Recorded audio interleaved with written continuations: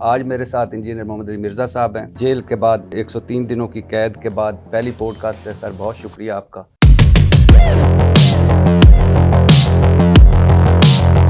آپ کو گھر سے ٹیلی فون آتا ہے کہ پولیس والے آئے ہیں، آپ سے ملنا چاہتے ہیں، اور آپ نے جواباً کہا کہ انہیں اکیڈمی بھجوا دیں۔ مغرب کی نماز پڑھنے کے بعد میں اکیڈمی میں آیا۔ ڈی ایس پی صاحب تھے، تازہ ہی انہوں نے کسی دوسرے سٹی سے امپورٹ کیے تھے، اسی کام کے لیے۔ جی ظاہر ہے، اسی کام کے لیے۔ آپ محفوظ پناہ گاہ پہ پہنچ گئے۔ عشاء کی نماز میں نے جو ہے وہ اپنے ڈیتھ سیل میں، موت کی چکی جسے کہتے ہیں، وہاں جا کے پڑھی تھی۔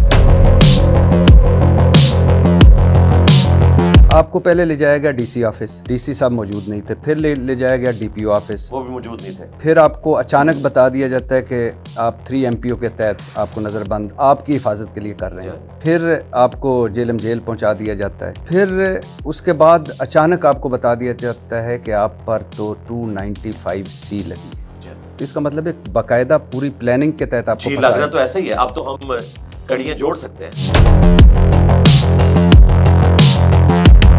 کوئی ایسی بات تو نہیں آپ نے کر دی تھی کچھ پچھلے چند دنوں میں جو آپ کے پیچھے والے بھی جس سے ناراض ہو گئے ہوں، اور جو پیچھے پڑنے والے ہیں ان کو بھی ہلا شیری مل گئی؟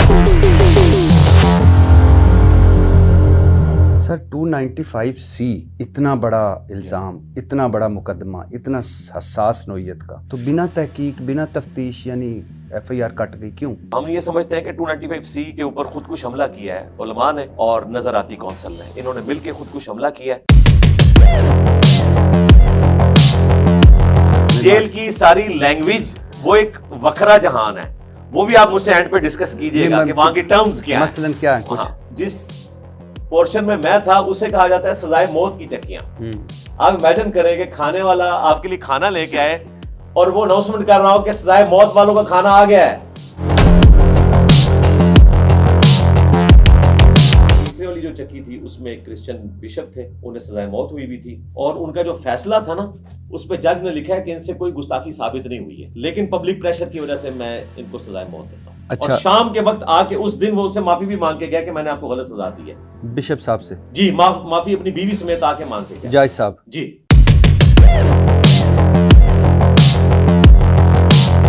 مجھے یہ بتائیے، سنا ہے میں نے کہ آپ کی چکی اور عمران خان صاحب کی چکی کی دیوار ایک تھی۔ ہاں، بیچ میں ایک دیوار اکٹھی۔ ناشتے کی، اور وہ ناشتے میں ایگزیکٹلی 9 بجے آ جاتے تھے۔ خوشبوئیں تو آتی ہوں گی آپ؟ جی بالکل خوشبو، اور یہ جو دیسی گھی اور یہ باتیں ہو رہی ہیں، بالکل یہ تڑکے لگتے تھے۔ 4 نومبر کے بعد پھر ہم نے ان کی آواز نہیں سنی۔ 4 نومبر کے بعد؟ ہاں، وہی والی بات جو پبلک میں مشہور تھی کہ 4 کے بعد شاید ان کو اندر کر دیا۔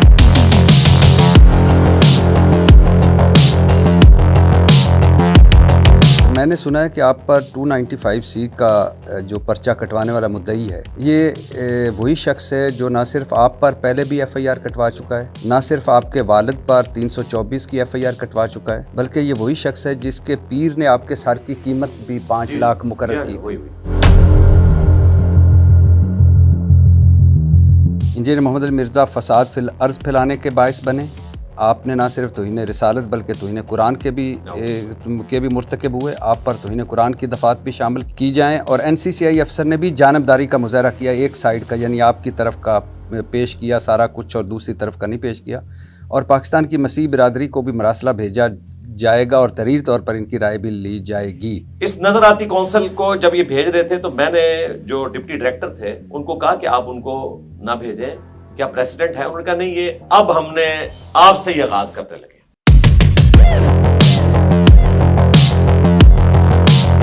اچھا سر، جہاں ایک طرف اسلامی نظراتی کونسل، پنجاب قرآن بورڈ اور بہت سارے علماء کرام کے فتوے آپ کے خلاف آ رہے تھے، تو وہاں کچھ آپ کے حق میں بھی آئے۔ کس کے آپ کے حق میں آنے پر کس عالم کی آپ کو حیرت ہوئی؟ اور دوسرا، ان فتووں جو آپ کے حق میں آئے ان کے بارے میں کیا کہیں؟ کسی سے امید تھی نہ تو مفتی طارق مسعود صاحب۔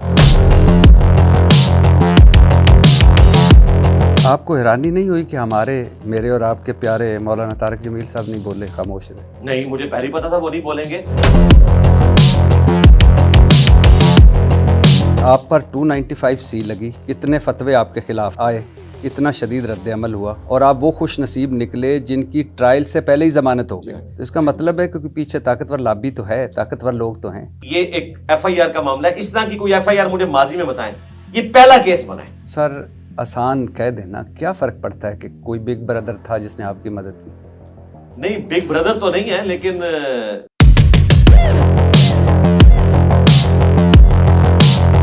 اور میں ایک بار پھر پوچھ رہا ہوں سر, واقعی بھابھی کو خوشی ہوئی تھی؟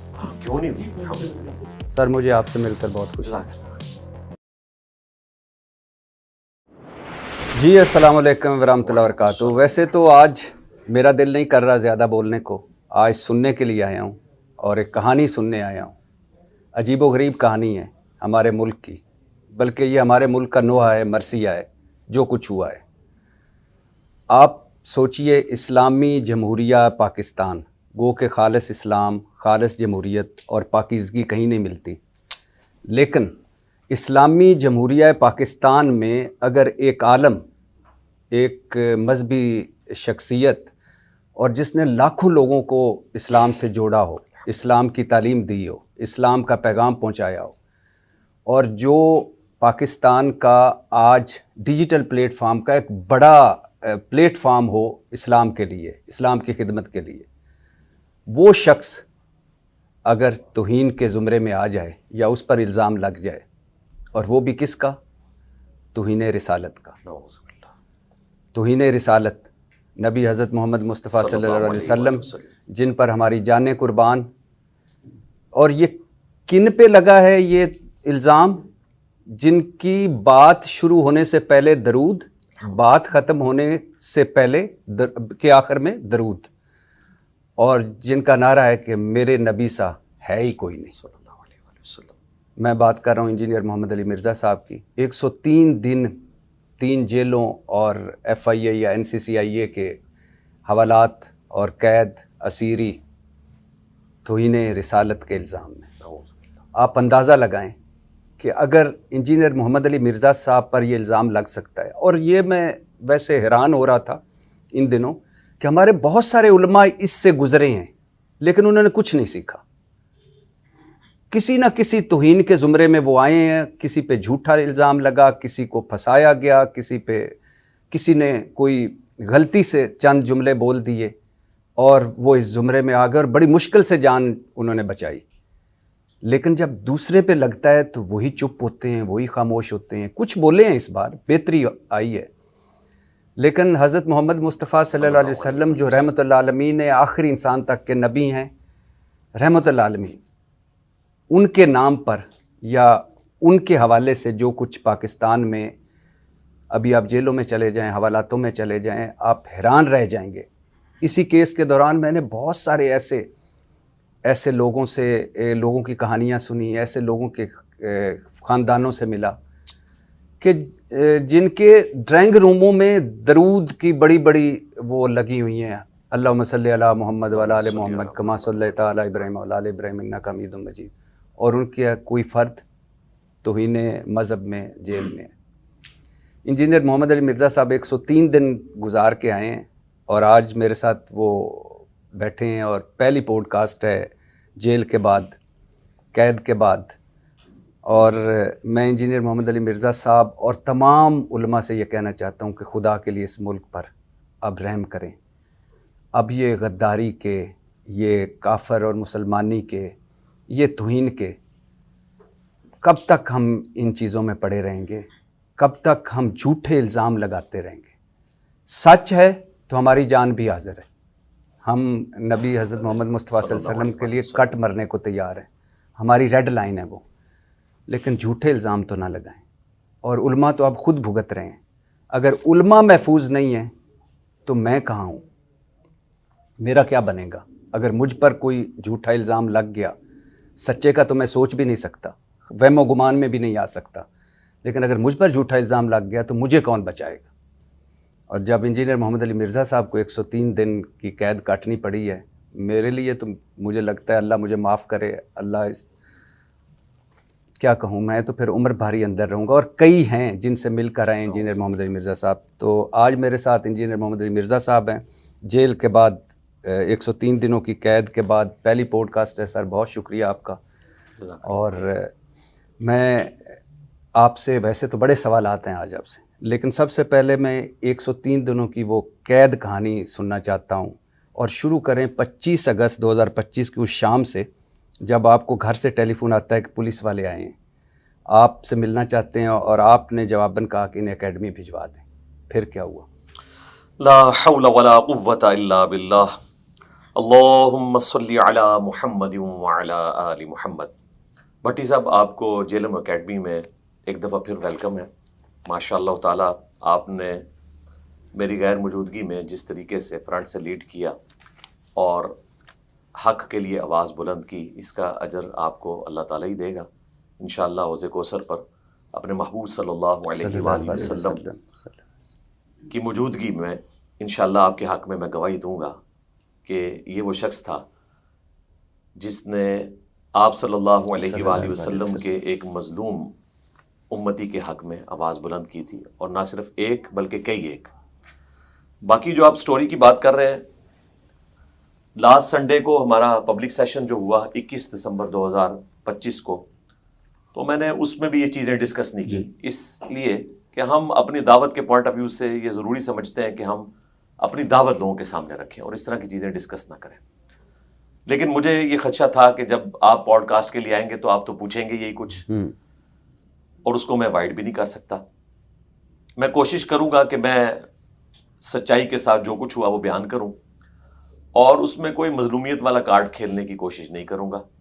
جو کچھ ہوا وہ بتاؤں گا انشاءاللہ تعالی، اور اس میں آپ کے جو کاؤنٹر کوسچنز آتے جائیں گے انشاءاللہ میں بتاؤں گا. اور یہ بھی آپ کو خوش کرنے کی خاطر کر رہا ہوں میں، ورنہ اگر یہ ساری باتیں میں نے کرنی ہوتی تو میں 21 دسمبر 2025 کو اپنے پبلک سیشن میں کر دیتا. نہیں، مجھے اس لیے بھی پوچھنا ہے کہ انجینئر محمد علی مرزا پر جو الزام لگا ہے، اور اس الزام کے بعد وہ جن حالات سے گزرا ہے، وہ ساروں کے سامنے ضرور آنے چاہیے. بالکل. اور مجھے آپ سے سچائی کی ہمیشہ توقع رہی ہے، اور آج بھی امید ہے کہ آپ سب کچھ ویسے ہی بتائیں گے جیسا گزرا انشاءاللہ تعالی.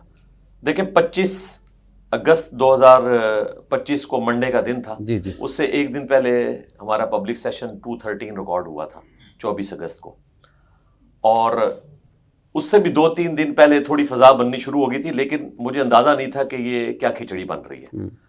میں نے سر راہ اپنی اس ویڈیو کے اندر اس ٹاپک کو ہلکا سا ایڈریس کر دیا کہ یہ آج کل میری ایک ویڈیو کو یہ مس یوز کر رہے ہیں، اور اس کی کلیریفیکیشن بھی میں نے دے دی. اللہ کا شکر ہے کہ یہ اس طرح نہیں تھا، یہ ایسے تھا، وہ سب کو پتا تھا. اس کے باوجود 25 اگست 2025 کو مغرب سے تھوڑی دیر پہلے ہمارے جو لوکل یہاں پہ پولیس کے لوگ تھے وہ میرے گھر پہ آئے. اس وقت میں گھر پہ نہیں تھا، باہر تھا، تو مجھے والد صاحب نے بتایا کہ اس طرح ملنے کے لیے آئے ہیں، اور میرے وہم و گمان میں نہیں تھا کہ یہ آگے کیا کرنے جا رہے ہیں. انہیں پتا تھا، وہ پوری پلاننگ کے ساتھ آئے ہوئے تھے. تو پہلے بھی ظاہر ہے ہم سیکیورٹی کے پوائنٹ آف ویو سے میٹنگز کرتے رہتے ہیں، تو میرا خیال یہ تھا کہ وہی کوئی میٹنگ ہوگی اس طرح کی. تو انہوں نے کہا جی آپ سے ملنا ہے. تو میں نے ان کو کہا کہ ٹھیک ہے آپ پھر اکیڈمی آ جائیں، کیونکہ میں تو باہر ہوں، میں اکیڈمی پہنچ جاؤں گا. تو اکیڈمی ہم نے کھلوا لی. مغرب کی نماز پڑھنے کے بعد میں اکیڈمی میں آیا تو ایک ڈی ایس پی صاحب تھے جو تازہ ہی انہوں نے کسی دوسرے سٹی سے امپورٹ کیے تھے، اور اسی کام کے لیے. جی ظاہر ہے اسی کام کے لیے. اور ایک ساتھ ان کے سیکیورٹی کے انچارج تھے جیلم شہر میں، وہ کافی عرصے سے ہیں. ان سے تو خیر میری پرانی واقفیت تھی. تو انہوں نے کہا جی اس طرح کی صورتحال ہے تو آپ اپنی فیملی کو نا فی الوقت شفٹ کرتے ہیں. میں نے کہا کیوں؟ وہ جی واٹس ایپ گروپس میں نا اس تنظیم کی جانب سے جو آج کل زیر اعتاب ہے ہماری ریاست کے، اور وہی اکثر ان ساری چیزوں کے پیچھے وہ ہوا کرتے تھے، تو ان کی طرف سے اس طرح کے میسیجز جو ہیں وہ فلوٹ کر رہے ہیں. میں نے کہا یہ تو میں 17 سال سے بھگت رہا ہوں، کیا فرق پڑتا ہے؟ اس سے بڑی تھریٹس تو مجھے ٹی ٹی پی کی طرف سے نکلتی ہیں ہر سال، جو علماء کی ایک لسٹ نکلتی ہے جس میں مولانا طارق جمیل صاحب کا نام ہوتا ہے، ثاقب رضا مصطفی صاحب کا، مولانا فضل الرحمان کا، میرا. تو لسٹ ہر سال نکلتی ہے، تو ہم تو عادی ہیں، تو اس سے زیادہ خطرناک لوگ تو نہیں ہیں یہ. ان کا نہیں جی بہت خطرہ ہے تو آپ فیملی کو شفٹ کریں اور اپنا بھی آپ کوئی دیکھ لیں، فی الوقت کچھ دنوں کے لیے آپ نہ کسی جگہ پہ چلے جائیں. میں نے کہا چلے میں کرتا ہوں اس کو. پھر تھوڑی دیر بعد انہوں نے کہا کہ آپ جو ہے نا وہ ڈپٹی کمشنر صاحب کے آفس میں آ جائیں, وہاں میٹنگ ہے, اور ڈی پی او صاحب بھی آ رہے ہیں. ان دنوں ہمارے ڈی پی او صاحب جو ہیں وہ عمرے پہ گئے ہوئے تھے, تو وقتی طور پہ ایک ڈی پی او بھی امپورٹ کیا گیا, اور اسی کام کے لیے. جی وہ ایک ٹک ٹاکر ہے بیسیکلی, تو وہ آپ کو پتہ چل جائے گا میں کس ڈی پی او کی بات کر رہا ہوں. اس کا مکتبہ فکر بھی انہی کے ساتھ ملتا تھا جن کی تنظیم آج کل کالعدم ہو گئی ہے اسی قسم کی حرکتوں کی وجہ سے. تو وہ ٹک ٹاکر انہوں نے امپورٹ کیا یہاں پہ, اور اس میں اتنی اخلاقی جرت نہیں تھی کہ میرے ساتھ ملاقات کرتا, بات کرتا. مجھے یہاں سے ملاقات کا کہہ کے یہ لے گئے تھے پہلے ڈی سی آفس. جی ڈی سی آفس میں. وہاں تھوڑی دیر انتظار کروایا, ڈی سی صاحب نہیں آئے ہیں. ان کا جی وہ ادھر ہیں کہیں, تو ابھی آپ ڈی پی او آفس چلیں. ڈی پی او آفس کے وہاں بھی انتظار کرتے رہے. تھوڑی دیر بعد وہ جو امپورٹڈ ڈی ایس پی صاحب تھے انہوں نے ایک پرچہ پکڑا ہوا ہے جس پہ لکھا ہے کہ آپ کو 30 دن کے لیے جو ہے وہ نظر بند کیا جاتا ہے. یعنی میری محبت میں مجھے اندر کیا جاتا ہے, بجائے اس کے کہ جو 100-150 بندے لا کے آپ کو ورگلا رہے تھے, وہ بھی جیلم سٹی سے نہیں, لاکھوں کی آبادی ہے جیلم سٹی کی, یہاں کا کوئی بندہ نہیں تھا. گجرات سے انہوں نے امپورٹ کیے بندے اس تنظیم نے, اور وہ اس طرف سے امپورٹ ہوئے کہ جن لوگوں نے ہمارے جو سابق پرائم منسٹر ہیں عمران خان صاحب, ان کے دور میں آرمی چیف کے سر کی قیمت رکھی تھی, چیف جسٹس کے سر کی قیمت رکھی تھی, اور پرائم منسٹر کے سر کی قیمت رکھی تھی, اور کہا تھا کہ ان کے خانزامے انہیں جو ہے وہ زہر دے دیں, ان کے مالی ان کو قتل کر دیں. اس وقت پھر مفتی منیر صاحب بیچ میں پڑے اور صلح صفائی ہوئی, ورنہ اس وقت کے جو سٹنگ پرائم منسٹر تھے وہ تو ریڈی تھے کہ یہ سارا معاملہ اب ختم کر دینا چاہیے. لیکن پرائم منسٹر کا ساتھ نہیں دیا اس وقت کے آرمی چیف نے, ورنہ یہ معاملہ اس لیول تک بگڑتا ہی نہ. تو وہ جو حضرت تھے اب وہ اللہ کے پاس جا چکے ہیں, یہ ان کے ہی جانشین تھے, وہاں سے بندے امپورٹ کر کے لے آئے, پرچہ ان کے ہاتھ میں. جی اور آ کے انہوں نے یہاں پہ ان پہ زور لگایا, یہ پینک کر کے, حالانکہ یہ پینک ان کو نہیں کرنا چاہیے تھا. اس سے زیادہ بندے تو میں اکٹھے کر سکتا ہوں, آپ نے دیکھ لیا 21 دسمبر کے اوپر ہم نے تو کبھی کوئی ایکسٹرا جوڈیشل ایکٹیویٹی پرفارم نہیں کی. تو بجائے اس کے کہ ان کو قابو کرتے ہیں, مجھے انہوں نے ڈیٹین کیا, جی آپ کچھ عرصے کے لیے اندر رہیں تاکہ یہ معاملہ ٹھنڈا ہو جائے. تو میں نے ظاہر اسٹیٹ کے ساتھ تعاون نہیں کرنا تھا, کوئی ایسی ہم نے اس قسم کی حرکت نہیں کرنی ہوتی. تو یہ رات آلموسٹ کوئی 10 بج چکے تھے اس پورے ایپیسوڈ کو ہوتے ہوئے. عشاء کی نماز میں نے جو ہے وہ اپنے ڈیتھ سیل میں, موت کی چکی جسے کہتے ہیں, وہاں جا کے پڑھی تھی جیلم سٹی میں. تو جیلم سٹی میں آلموسٹ 10 بجے جیل کے اندر پہنچ چکا تھا, اور وہ 30 دن کے نوٹس, اور ساتھ وہ کہہ رہے تھے یہ 3-4 دن کا بھی ہو سکتا ہے, 10-12 دن کا, میکسیمم 30 دن ہے. ڈپٹی کمشنر صاحب جب چاہیں گے اسے جو ہے وہ کینسل کر کے تو اس معاملے کو ختم کر دیں گے. وہ ایم پی او کے تحت 3 MPO کے تحت 3 MPO maintenance of public order. تو ہونا یہ چاہیے کہ جو ادھم مچا رہے ہیں ان کو اندر کریں. یہ جب ناک پہ مکھی بیٹھتی ہے تو کہتے ہیں ہم ناک ہی کاٹ دیں گے تاکہ مکھی بیٹھ نہ سکے. آپ نے یا پہلے لیکچر میں بھی کہا کہ افسوس کا مقام ہے کہ بجائے اس کے کہ ریاست مظلوم کے ساتھ کھڑی ہو, یہ ظالموں کے ساتھ کھڑی ہوتی ہے, اور مظلوموں کو جیل حوالات میں بند کر کے کہتے ہیں ہم آپ کی حفاظت کر رہے ہیں. تو خیر آپ محفوظ پناہ گاہ پہ پہنچ گئے ڈیتھ سیل میں. ہاں جی وہاں پہنچ گئے. اچھا اس وقت تک تو یہی سٹوری تھی. اس سے اگلے دن 26 تاریخ کو انہوں نے 295C کی FIR کاٹ دی, اور وقوع لکھا 24 تاریخ کا, یعنی میرے پکڑے جانے سے بھی ایک دن پہلے کا وقوع. یہ بھی غلط تھی. وہ ویڈیو تو 1 مہینے پہلے ایک پوڈ کاسٹ میں ریکارڈ ہوئی تھی. 24 تاریخ کو جو وقوع ہوا تھا وہ تو میرا پروگرام ہوا تھا, اس میں تو ایسی کوئی بات نہیں تھی. وہ بھی جھوٹ لکھا, اور 295C کی دفعہ کاٹ دی. جب مجھے آ کے ڈپٹی نے بتایا کہ جی اس طرح انہوں نے تو FIR کاٹ دی, میں نے کہا یہ ہو نہیں سکتا یار, یہ تو ڈپٹی سپرنٹینڈنٹ جیل. ہاں جی انہوں نے بتایا, جیلم انہوں نے بتایا. میں نے کہا ایسے کہتے نہیں, میں نے خود سوشل میڈیا پہ دیکھی ہے. میں نے کہا یار یہ تو انہوں نے بڑی گری ہوئی حرکت کی ہے کہ انہوں نے پہلے سٹیپ میں تو یہ ایک سٹیپ طے کیا. اب یعنی پہلے تو یہ ریاست جو ہے وہ صرف لیٹی تھی ان دہشت گردوں کے سامنے, اب شاید اس سے اگلا ورژن بھی ہو گیا ہے جو میں کیمرے میں کہنا نہیں چاہتا, شاید کیمرے کے علاوہ بھی نہ کہوں, لیکن اشارے کے لیے بات کر رہا ہوں. تو انہوں نے کہا نہیں جی ایسے ہو گیا. تو میں نے وہی پڑھنا تھا, انا للہ و انا الیہ راجعون, اللہم اجرنی فی مصیبتی و اخلف لی خیرا منہا, لا الہ الا انت سبحانک انی کنت من الظالمین, حسبنا اللہ و نعم الوکیل, یا حی یا قیوم برحمتک استغیث ولا حول ولا قوة الا باللہ العلی العظیم. تو میں نے کہا ٹھیک ہے، اللہ تعالیٰ اس آزمائش میں سے بھی کوئی خیر نکالے گا. اور کرتے کرتے جی اتوار کا دن آ گیا، 31 اگست 2025. فجر کی نماز کے بعد ناشتہ آ جاتا ہے، جیل کے اندر ایک روٹین ہے. تو ناشتہ لے کے آئے اور انہوں نے کہا کہ اپنا سامان آپ سمیٹ لیں. میں نے سوچنا شروع کر دیا کہ انہوں نے تو ایف آئی آر کاٹی ہوئی ہے. اچھا ذرا یہیں رکیے گا، حافظ آباد جانے سے پہلے یہیں رکیے گا. اچھا آپ کو پہلے لے جائے گا D C office, D C صاحب موجود نہیں تھے. پھر لے جایا گیا ڈی پی او آفس، وہ بھی موجود نہیں تھے. پھر آپ کو اچانک بتا دیا جاتا ہے کہ آپ 3 MPO کے تحت آپ کو نظر بند آپ کی حفاظت کے لیے کر رہے ہیں. پھر آپ کو جیلم جیل پہنچا دیا جاتا ہے. پھر اس کے بعد اچانک آپ کو بتا دیا جاتا ہے کہ آپ پر تو 295C لگی ہے. تو آپ کہہ رہے ہیں کہ ڈی پی او کو امپورٹ کیا گیا، آپ کہہ رہے ہیں کہ ڈی ایس پی کو امپورٹ کیا گیا، آپ کہہ رہے ہیں کہ پیچھے لوگ. تو اس کا مطلب ایک باقاعدہ پوری پلاننگ کے تحت آپ کو جی لگ رہا تو ایسا ہی ہے. اب تو ہم کڑیاں جوڑ سکتے ہیں کہ پوری پلاننگ کے تحت یہ ہوا ہے. تو وہ جو آپ کے پیچھے لوگ تھے یا جو آپ کے پیچھے میرے لوگ پیچھے یا میرے پیچھے پڑے ہوئے لوگ؟ نہیں، ایک تو تھے جو پیچھے پڑے ہوئے تھے، ایک ہیں جو آپ کے پیچھے ہوتے ہیں. ہاں جی ہاں جی. وہ کہاں تھے؟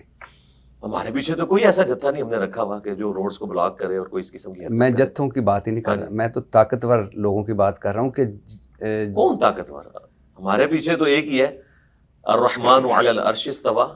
وہ تو ساروں کے پیچھے ہیں اور ان کے پیچھے بھی ہیں. جی جی نہیں اور کوئی نہیں ہمارے پیچھے. اور کوئی کیوں پھنسایا گیا آپ کو؟ کیوں سازش کی گئی؟ دیکھیں یہ تو وہی بتا سکتے ہیں جو اس میں انوالو ہے، میں کیسے بتا سکتا ہوں؟ نہیں کوئی ایسی بات تو نہیں آپ نے کر دی تھی کچھ پچھلے چند دنوں میں جو آپ کے پیچھے والے بھی جس سے ناراض ہو گئے ہوں اور جو پیچھے پڑنے والے ہیں ان کو بھی ہلا شیری مل گئی ہو؟ نہیں کوئی ایسی بات میں نے نہیں کی. اور اگر کوئی ایسی بات ہوئی بھی ہے تو وہ سچائی پہ مبنی بات ہے، وہ ہم نے پہلے بھی کی ہے، مستقبل میں بھی کریں گے.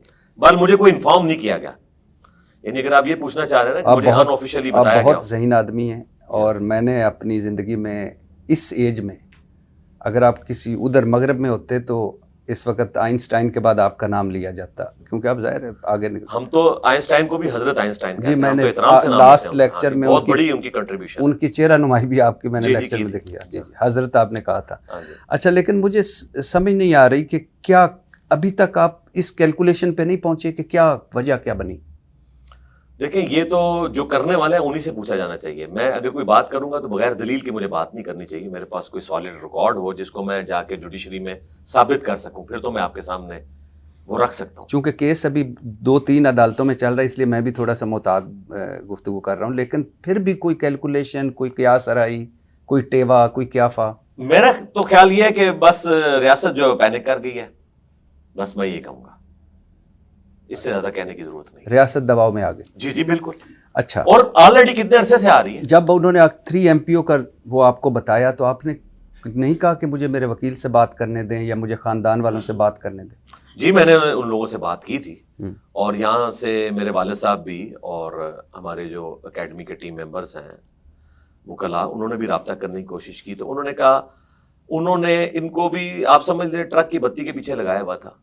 جو یہاں ڈپٹی کمشنر تھا انتہائی بزدل آدمی تھا اور وہ دونوں پارٹیوں کو خوش رکھنا چاہتا تھا. نہ اس نے ملاقات کروائی اور الٹا ان کو یہ ہمارے جو وکیل صاحب تھے، یہ والے وکیل صاحب نہیں، جو ہمارے جیلم کے وکیل صاحب تھے جو بار کے صدر بھی ہیں، ان کو اس نے ٹرک کی بتی کے پیچھے لگایا ہوا تھا کہ کوئی نہیں، یہ بس ربیع الاول ہی گزارنا ہے. حالانکہ بڑی حیران کن بات ہے کہ 295C کی FIR کٹ جائے. میں حیران ہوں ایسے ڈی سی کے اوپر اور حیران ہوں ایسے وکیل کے اوپر کہ ان سے زیادہ تو مجھے قانون کا پتہ ہے کہ جب FIR کٹ جائے تو نہ ڈی سی کے اختیار میں کوئی چیز رہتی ہے نہ وکیل کے اختیار میں رہتی ہے، پھر تو جوڈیشری میں جاتی ہے. انہوں نے پتہ نہیں کس چیز کے اوپر مان لیا. یہ میں کسی سے گیلا شکوہ نہیں کر رہا، میں صرف ان کو بتا رہا ہوں کہ مستقبل میں آپ لوگ اپنا انٹلیکچوئل لیول بڑھائیں اور اپنے آپ کو ایجوکیٹ کریں اور معاملات کو صحیح طریقے سے لے کے چلنے کی کوشش کریں. تو اچھا یعنی ان کے ساتھ یہ دھوکے والا معاملہ کیا، اپنے آپ کو ہی دھوکہ دیا جی دونوں نے. سر 295C اتنا بڑا الزام، اتنا بڑا مقدمہ، اتنا حساس نوعیت کا، تو بنا تحقیق بنا تفتیش یعنی FIR کٹ گئی کیوں؟ ظاہر نہیں کٹنی چاہیے. بالکل نہیں کٹنی چاہیے. ہم تو دیکھیں کئی سالوں سے کہہ رہے تھے کہ 295C کو انہوں نے اسلام کی بدنامی کا ذریعہ پاکستان میں بنایا ہوا ہے. اگر یہ اس قسم کے واقعات ہوں اس میں جس طرح ہمارا ایک ڈومیننٹ پلیٹ فارم ہے, تو اس کے بعد تو بھائی گن پوائنٹ کے اوپر وہ کہیں گے 295C کو آپ ختم کریں. تو مجھے تو لگتا ہے کہ علماء شاید چاہتے ہیں 295C ختم ہو جائے. اور میں آپ کے کیمرے کی وساطت سے بتا رہا ہوں کہ 295C اگر ملک سے ختم ہوئی نا تو اس کے ذمہ دار صرف علماء ہوں گے جنہوں نے یہ جھوٹے مقدمات لوگوں کے اوپر بنائے ہیں. رہا ہمارا معاملہ تو ہم 295C جس حالت میں اس وقت ہمارے آئین میں زبردستی ایک ڈکٹیٹر نے داخل کی سمپل میجورٹی کے تحت, یہ آئینی ترمیم کے تحت داخل نہیں ہوئی, آج بھی سمپل میجورٹی سے یہ فارغ ہو سکتی ہے. یہ جو داخل ہوئی بھی ہے نا, ہم اسے قرآن و سنت کے بالکل منافی سمجھتے ہیں اس حالت میں. اگر اسے کوئی قرآن و سنت کے قریب بھی لانا تھا انہوں نے اپنی ڈاکٹرن کے تحت, ایٹ لیسٹ اس میں توبہ کی شیک ڈالنی چاہیے تھی ان کو, وہ بھی نہیں ہے. باقی رہا قرآن و سنت کے اعتبار سے تو وہ تو پھر ایک علیحدہ سے بحث ہے, اس کی طرف اگر ہم چل پڑے تو پھر ان کے لیے کچھ چیزیں سننا مشکل ہو جائیں گی. تو ہم یہ سمجھتے ہیں کہ 295C کے اوپر خود کش حملہ کیا ہے علماء نے اور نظراتی کونسل نے, انہوں نے مل کے خود کش حملہ کیا ہے. اور پبلک کو ان سے پوچھنا چاہیے کہ کہیں یہ تو ان لوگوں کے ساتھ نہیں ملے ہوئے جو 295C کو ختم کروانا چاہتے ہیں.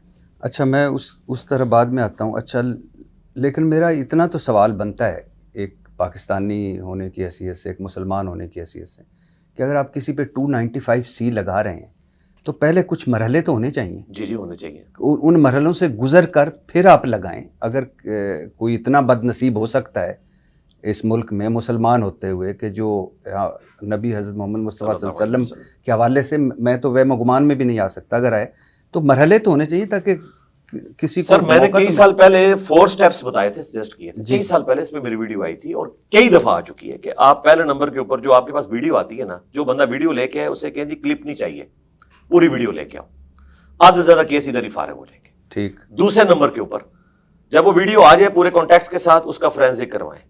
AI کی تو نہیں بنی ہوئی ہے, اس میں کوئی قطع برید تو نہیں کیا گیا, کٹنگ تو نہیں ہوئی ہوئی ہے. جب یہ بھی ہو جائے, تیسرے سٹیپ کے اوپر اس بندے سے پوچھا جائے کہ بھائی آپ کیا کہنا چاہ رہے تھے, وہ اپنی کلیریفیکیشن دے. یہ ساری چیزیں جب کنفرم ہو جائیں کہ واقعی اس نے کیا اور انٹینشنلی کر رہا ہے, تب آپ اگلے سٹیپ کے اوپر آ کے علماء کے ساتھ اس کو بٹھائیں. FIR پھر بھی نہ کاٹیں اور علماء اسے بتائیں کہ بھائی یہ جو تم جرم کرنے جا رہے ہو اس کی یہ سزا ہونے والی ہے دنیا اور آخرت میں, اور تم مسلمان ہو, مسلمان ہوتے ہوئے ایک ایسی حرکت کر سکتے ہو, اس کے اوپر توبہ پیش کریں. یہ چاروں مراحل سے اگر کوئی ایسے ہی بدبخت ہے جو گزر گیا پھر اس کے اوپر ایکٹیویٹی پرفارم کی جائے, اور اس میں کرولری کے طور پر ایک چیز یہ بھی داخل کی جائے کہ اس بندے کا ذہنی توازن بھی دیکھا جائے. اس وقت بھی ایک بندہ اڈیالہ میں قید ہے سرائے عالمگیر کا, جس کا ذہنی توازن خراب ہے, اس نے دعوی نبوت کیا ہوا ہے اور امریکن نیشنل ہے, آئے دن وہاں پہ امبیسی کے لوگ بھی اس کو آ کے ملتے ہیں. جب وہ نارمل حالت میں ہوتا ہے تو وہ بالکل ٹھیک باتیں کرتا ہے, اور جب وہ اپنی اس پوزیشن میں جاتا ہے اس کو باقاعدہ یعنی ڈاکٹرز نے سجیسٹ کیا کہ اس کو پاگل خانے میں آپ داخل کروائیں, اس کا علاج کروائیں. لیکن انہوں نے جناب اس کی جان کو بچانے کی خاطر پاگلوں سے, جنہیں سینس ہی نہیں ہے کہ توہین رسالت کیا ہے, پاگلوں سے بچانے کے لیے انہوں نے اس کو اڈیالہ میں رکھا ہوا ہے. اندازہ کریں بجائے اس کا علاج کروانے کے. یہ ہماری ریاست کر رہی ہے جی اس وقت. اور ابھی آپ نے پوڈ کاسٹ سے پہلے یہ بھی بتایا کہ ایک نابینا ہے جو توہین مذہب میں اندر ہے. جی نابینا توہین مذہب میں, اس نابینا نے کیا, وہ کہتے ہیں جی نابینا لوگ جو ہے باقی کام کرتے ہیں تو کیا پوسٹیں شیئر نہیں کروا سکتے, وہ جو ہے وہ لسٹ نہیں لے سکتے اس قسم کی پوسٹ کے ذریعے. اب وہ طریقہ تو یہی بتائیں گے کیسے کوئی بےہودگی پہ مبنی پوسٹ لگا کے اس سے کس طریقے سے لسٹ لیتا ہے, وہ تو یہی بتا سکتے ہیں. اچھا اب کیا فیلنگس تھیں ویسے اس سے پہلے کہ آپ جیل سے حفظ آباد جیل جائیں, کیا فیلنگس تھیں جب آپ نے یہ سنا؟ ایک تو آپ نے پڑھا, اللہ کو یاد کیا کہ آپ, لیکن ویسے بحیثیت انسان کیا فیلنگس تھیں؟ دیکھیں عام انسان ہونا تو وہ ایک پیسمسٹک موڈ میں چلا جاتا ہے, میں بڑا آپٹیمسٹک بنتا ہوں, اسی لیے تو میں اتنی دلیری سے کرتا ہوں. آپ دیکھیں ہمارے حق میں بھی لوگ ویڈیوز چڑھا رہے ہوتے ہیں, ساتھ ساتھ ڈرا رہے ہوتے ہیں. ڈرنے والا بندہ یہ کام نہیں کر سکتا. لوگوں کو تو اب لگا نا کہ میں ونریبل ہوں, بھائی میں تو 17 سال سے اس قسم کی زندگی گزار رہا ہوں, اور پچھلے آلموسٹ 8 سال سے جب سے مرڈر اٹیمپٹ ہوا تو میری زندگی تو ایک گھر تک اور اکیڈمی تک محدود ہے, آگے پیچھے جانا میرا نہیں ہے. میں تو آلریڈی ایک سیکیور زندگی اس اعتبار سے گزار رہا ہوں اور ایک مشکل زندگی گزار رہا ہوں, اس کے بعد زیادہ ہائی لائٹ ہوگی. تو یہ ڈرپوک لوگوں کا کام ہی نہیں ہے. اگر یہ چیز سوچ لی جائے نا تو پھر آپ دعوت کا کام کر ہی نہیں سکتے اس ملک کے اندر. دیکھیں الٹیمیٹلی جیت سچائی کی ہوتی ہے. جو لوگ خوشیاں منا رہے تھے میری گلی کی مسجد میں جو چند فٹ کے فاصلے پہ ہے, وہ امپورٹڈ جو ڈی ایس پی تھا اس کی موجودگی میں قتل کی دھمکیاں دے رہا تھا ایک مولوی, آج وہ لاپتہ ہے. یعنی وہ اس قابل بھی نہیں کہ کورٹ کے سامنے پیش ہو اور اس کی کوئی سنوائی ہو, وہ لاپتہ ہے. اس طریقے سے باقی جو لوگ ولاگز بنا رہے تھے سب کے سب لوگ لاپتہ ہیں, اس وقت مل ہی نہیں رہے, چھپ گئے ہیں. پہلے تو کہتے تھے پھندے کو چوموں گا, اب وہ غائب ہوئے. میں وہ کس نے غائب کیے یا خود غائب کیے ہمیں تو نہیں پتا, کئی تو خود بھی غائب ہوئے. ابھی 3 دن پہلے ان کا ایک رائٹ ہینڈ پکڑا گیا کراچی سے, تو وہ بھی سامنے آ گیا منظر عام پہ. تو جو کل تک حرمت رسول پہ جان قربان کرنے کے لیے تیار تھے وہ سارے کے سارے غائب ہوئے ہیں, اور اسٹامپ پیپر لکھ لکھ کے تو اپنی جماعت سے علیحدگی کی اناؤنسمنٹ کر رہے ہیں. تو میں تو اپنی کرسی پہ بیٹھا ہوں الحمدللہ. اچھا, آپ نے ناشتہ کر لیا. آپ کو 31 اگست کو 30 کے 31 اگست روز اتوار صبح فجر کے بعد, اسی دن آپ کا لیکچر ہوتا ہے. جی ہاں. اچھا, تو اس دن اور میں یہیں سے گزرا تھا, میں اکیڈمی دیکھ رہا تھا. اچھا, ہاں یہیں سے لے کے گئے. اچھا, آپ نے پوچھا نہیں کہ کیوں حافظ آباد مجھے کیوں لے جا رہے ہیں؟ ہاں میں نے ان سے پوچھا تو انہوں نے کہا سیکیورٹی ایشوز کی وجہ سے, کیونکہ 31 کو شاید کوئی موب یہاں پہ اکٹھا ہو اور وہ جیل کو کراس کرے, تو آپ کو یہاں سے لے جاتے ہیں. یعنی ہم موب کو تو روک نہیں سکتے, یہ انہوں نے فرنٹ پہ ایک ریزن رکھی تھی. تو کیا فیلنگز؟ میں سیٹسفائی تھا. نہیں, اکیڈمی کو دیکھتے ہوئے کیا فیلنگ؟ ہاں میں یعنی اکیڈمی سے میں گزر رہا تھا اور میں وہ جو پولیس والے لے کے جا رہے تھے, میں نے کہا یہ وہی پولیس والے جن کو اس اکیڈمی میں ہم ناشتہ کرواتے ہیں, اور آج اسی اکیڈمی کے سامنے سے مجھے حافظ آباد لے کے جا رہے ہیں. اور ظاہر ہے وہ تو اپنی ڈیوٹی پوری کر رہے تھے. ان لوگوں نے, ان کا بیچاروں کا تو کوئی قصور نہیں ہے نا, ان کو تو جو اوپر سے آرڈر ملا وہی کر رہے تھے. آرمز ویگن میں لے گئے کیونکہ بختر بند نہیں, وہ گاڑی تھی, سیکیورٹی کے ساتھ گاڑیاں بھی موجود تھی, پورے پروٹوکول کے ساتھ لے کے گئے تھے. سیکیورٹی پروٹوکول, مجھے نہیں پروٹوکول دیا ہوا تھا, سیکیورٹی پروٹوکول تھا. اچھا, تو پھر آپ پہنچ گئے حافظ آباد جیل. ہاں, تقریباً 3.5 گھنٹے میں پہنچے یہاں سے. وہاں بھی ڈیتھ سیل؟ جی وہاں پہ بھی ڈیتھ سیل, اور لیکن وہ اس سے بہتر تھا. پاکستان میں سب سے لیٹسٹ جو جیل بنی ہوئی ہے نا, سب سے آخر میں جو بننے والی, جو کھل چکی ہیں, ویسے تو ابھی اسلام آباد والی بھی کھلنے والی ہے. اب تو ہمارے پاس جیل کی بھی ساری انفارمیشن ہے. ہاں, جیل کی ساری لینگویج وہ ایک وکھرا جہان ہے. وہ بھی آپ مجھ سے اینڈ پہ ڈسکس کیجئے گا کہ وہاں کی ٹرمز کیا ہیں. مثلاً کیا ہے کچھ؟ یعنی وہاں پہ ٹرمز یوز ہوتی ہیں, ناشتے کے لیے آدھی روٹی آپ کو ملتی ہے, اسے ٹوکن کہا جاتا ہے. ٹوکن, آدھی روٹی ہوتی ہے وہ کٹی ہوئی, سیمی سرکولر. اچھا, اسی طریقے سے وہاں پر یعنی انگریزوں کے زمانے سے لینگویج چل رہی ہے نا, سب اچھا ہے بولا جاتا ہے, آل از اوکے. جب ساری چکیاں شام کے وقت بند کر دی جاتی ہیں نا, تو وہ پھر جو وہاں پر انتظامیہ کا ہیڈ ہوتا ہے وہ سارے اپنے سب آرڈینیٹ سے پوچھتا ہے کہ سب اچھا کر دیا ہے, وہ کہتا ہے ہاں جی سب اچھا ہو گیا. سب اچھا ہو گیا مطلب یہ ہے کہ سارے لوگوں کو ہم نے چکیوں میں بند کر دیا اور لاک لگا دیے. پھر انہوں نے فجر کے بعد ان کو نکالنا ہوتا ہے اور مرغیوں کی طرح گنتی پوری کرنی ہوتی ہے. تو جو بیچارے فجر میں اٹھنے کے عادی نہیں ہیں, ان کو وہ پھر زبردستی اٹھا کے باہر نکالتے ہیں, اور وہ بالکل ٹھیک نکالتے ہیں کہ اندر کوئی بندہ فوج شدگان میں بھی شامل ہو سکتا ہے, پتہ ہی نہ چلے, بعد میں پتہ چلے. تو وہ ایک وکھرا جہان ہے جی. اور آپ دیکھیں کہ جس پورشن میں تھا اسے کہا جاتا ہے سزائے موت کی چکیاں.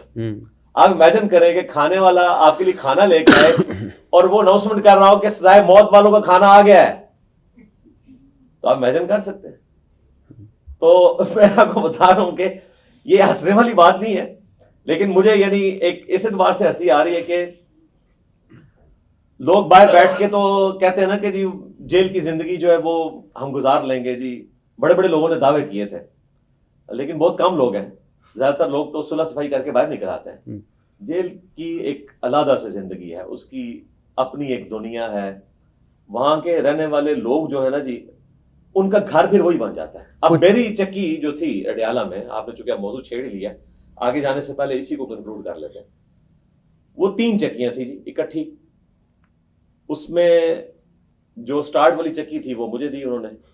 ویسے اس چکی میں جس کا سائز 10x12 ہوتا ہے, اور اس کے کارنر پہ 4x4 کا ایک واش روم بنا ہوتا ہے جس کی دیوار بمشکل 2 فٹ ہوتی ہے. یعنی آپ کو باقی چکی کے لوگ دیکھ لیتے ہیں جب آپ واش روم بیٹھ رہے ہوتے ہیں. اس چکی میں جس کا سائز 10x12 ہوتا ہے 9 لوگ رکھے جاتے ہیں.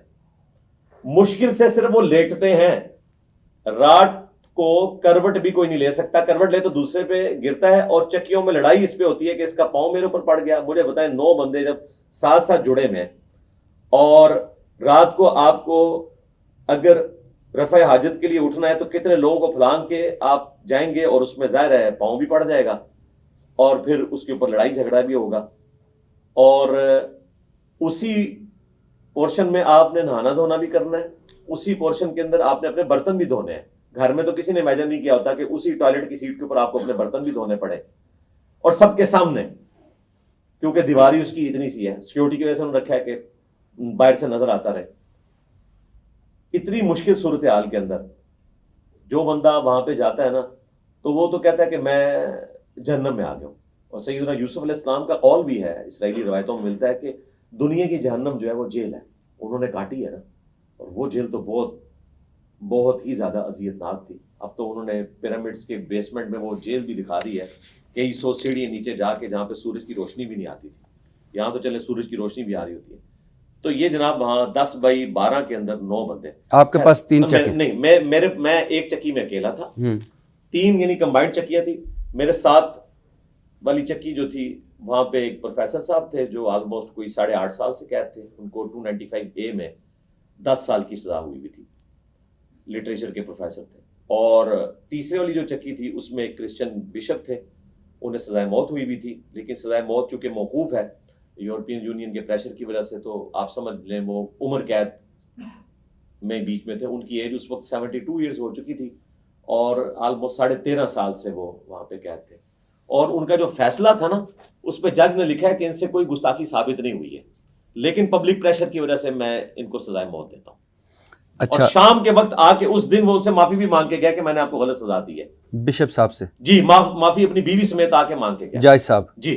اور اب 13.5 سال بعد ان کا ایکویٹل ہوا ہائی کورٹ میں, اب جا کے ان کی اپیل لگی, اور راولپنڈی بینچ نے ان کو ایکویٹل دیا. تیسرے دن وہ فوت ہو گئے.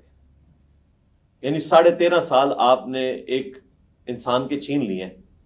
اب کیا ریاست وہ 13.5 سال کو واپس کر سکتی ہے؟ اور بے گناہ انہوں نے میرے سامنے فیصلہ رکھا. میں تو زیادہ وقت ان کی چکی میں گزارتا تھا.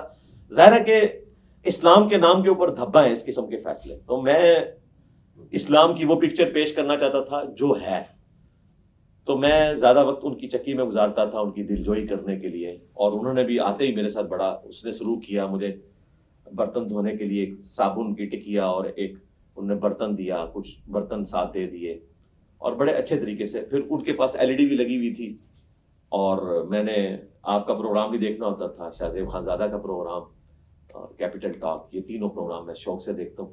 اور میری خوش نصیبی تھی کہ جیو آتا تھا, مجھے خطرہ تھا جیو کہیں بند نہ کیا انہوں نے, تو وہ میں پروگرام دیکھ لیتا تھا, اور ساتھ ان کے ساتھ گپ شپ ہوتی تھی. پھر وہ سارا کیس میں نے اسٹڈی کیا.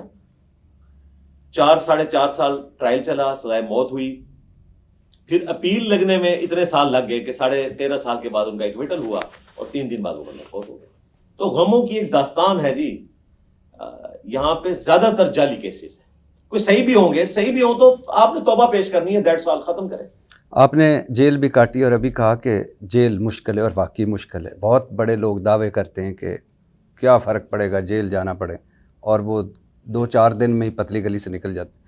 لیکن کچھ لوگ ایسے بھی ہوتے ہیں کہ جن کے بارے میں کہا جاتا ہے کہ وہ جیل نہیں کاٹ پائیں گے, اور وہ کاٹ لیتے ہیں. ویسے ہی بتا رہا تھا. اچھا, آپ آگے نام بھی لیں, مجھے تو کوئی عرض نہیں ہے. آپ جیو میں تو نہیں بیٹھے ہوئے, آپ اکیڈمی میں بیٹھے ہوئے. نہیں, میں جیو میں نام لیتا ہوں, یہاں نہیں. اچھا, مجھے یہ بتائیے, سنا ہے میں نے کہ آپ کی چکی اور عمران خان صاحب کی چکی کی دیوار ایک تھی. ہاں جی, بیچ میں ایک دیوار تھی اکٹھی. ان کی چکی نہیں, ان کی چکی ہیں. ان کے پاس 6 چکیاں تھیں. آپ کے پاس بھی تو 3 تھی. نہیں 3 نہیں, 3 میں میرے پاس ایک تھی, باقی 2 میں تھے. 3 وہ چونکہ اس کے باہر جو واکنگ ایریا ہے نا وہ کمبائنڈ تھا ہمارا, لیکن میرے پاس ایک چکی تھی, ایک پروفیسر صاحب کے پاس اور ایک جو بشپ صاحب. اور ان کے سامنے جو اوپن ایریا ہے نا وہ بھی آلموسٹ سمجھ لیں تقریباً 20 فٹ بائی کوئی 50 فٹ کا ایریا بنتا ہے جو سامنے والا. لیکن اس کے اوپر بھی وہ اسی طریقے سے جیل والی سلاخیں ہوتی ہیں. وہ آپ ایک پنجرے میں ہی ہوتے ہیں, باہر نکل کے آپ کو صرف یہ احساس ہوتا ہے کہ چلیں سورج نظر آ گیا, آسمان نظر آ گیا, لیکن وہ جیل کا ہی احساس ہوتا ہے. لیکن یہ بھی بڑی نعمت ہے کہ آپ کو وہاں پہ واک کرنے کی اجازت ہے.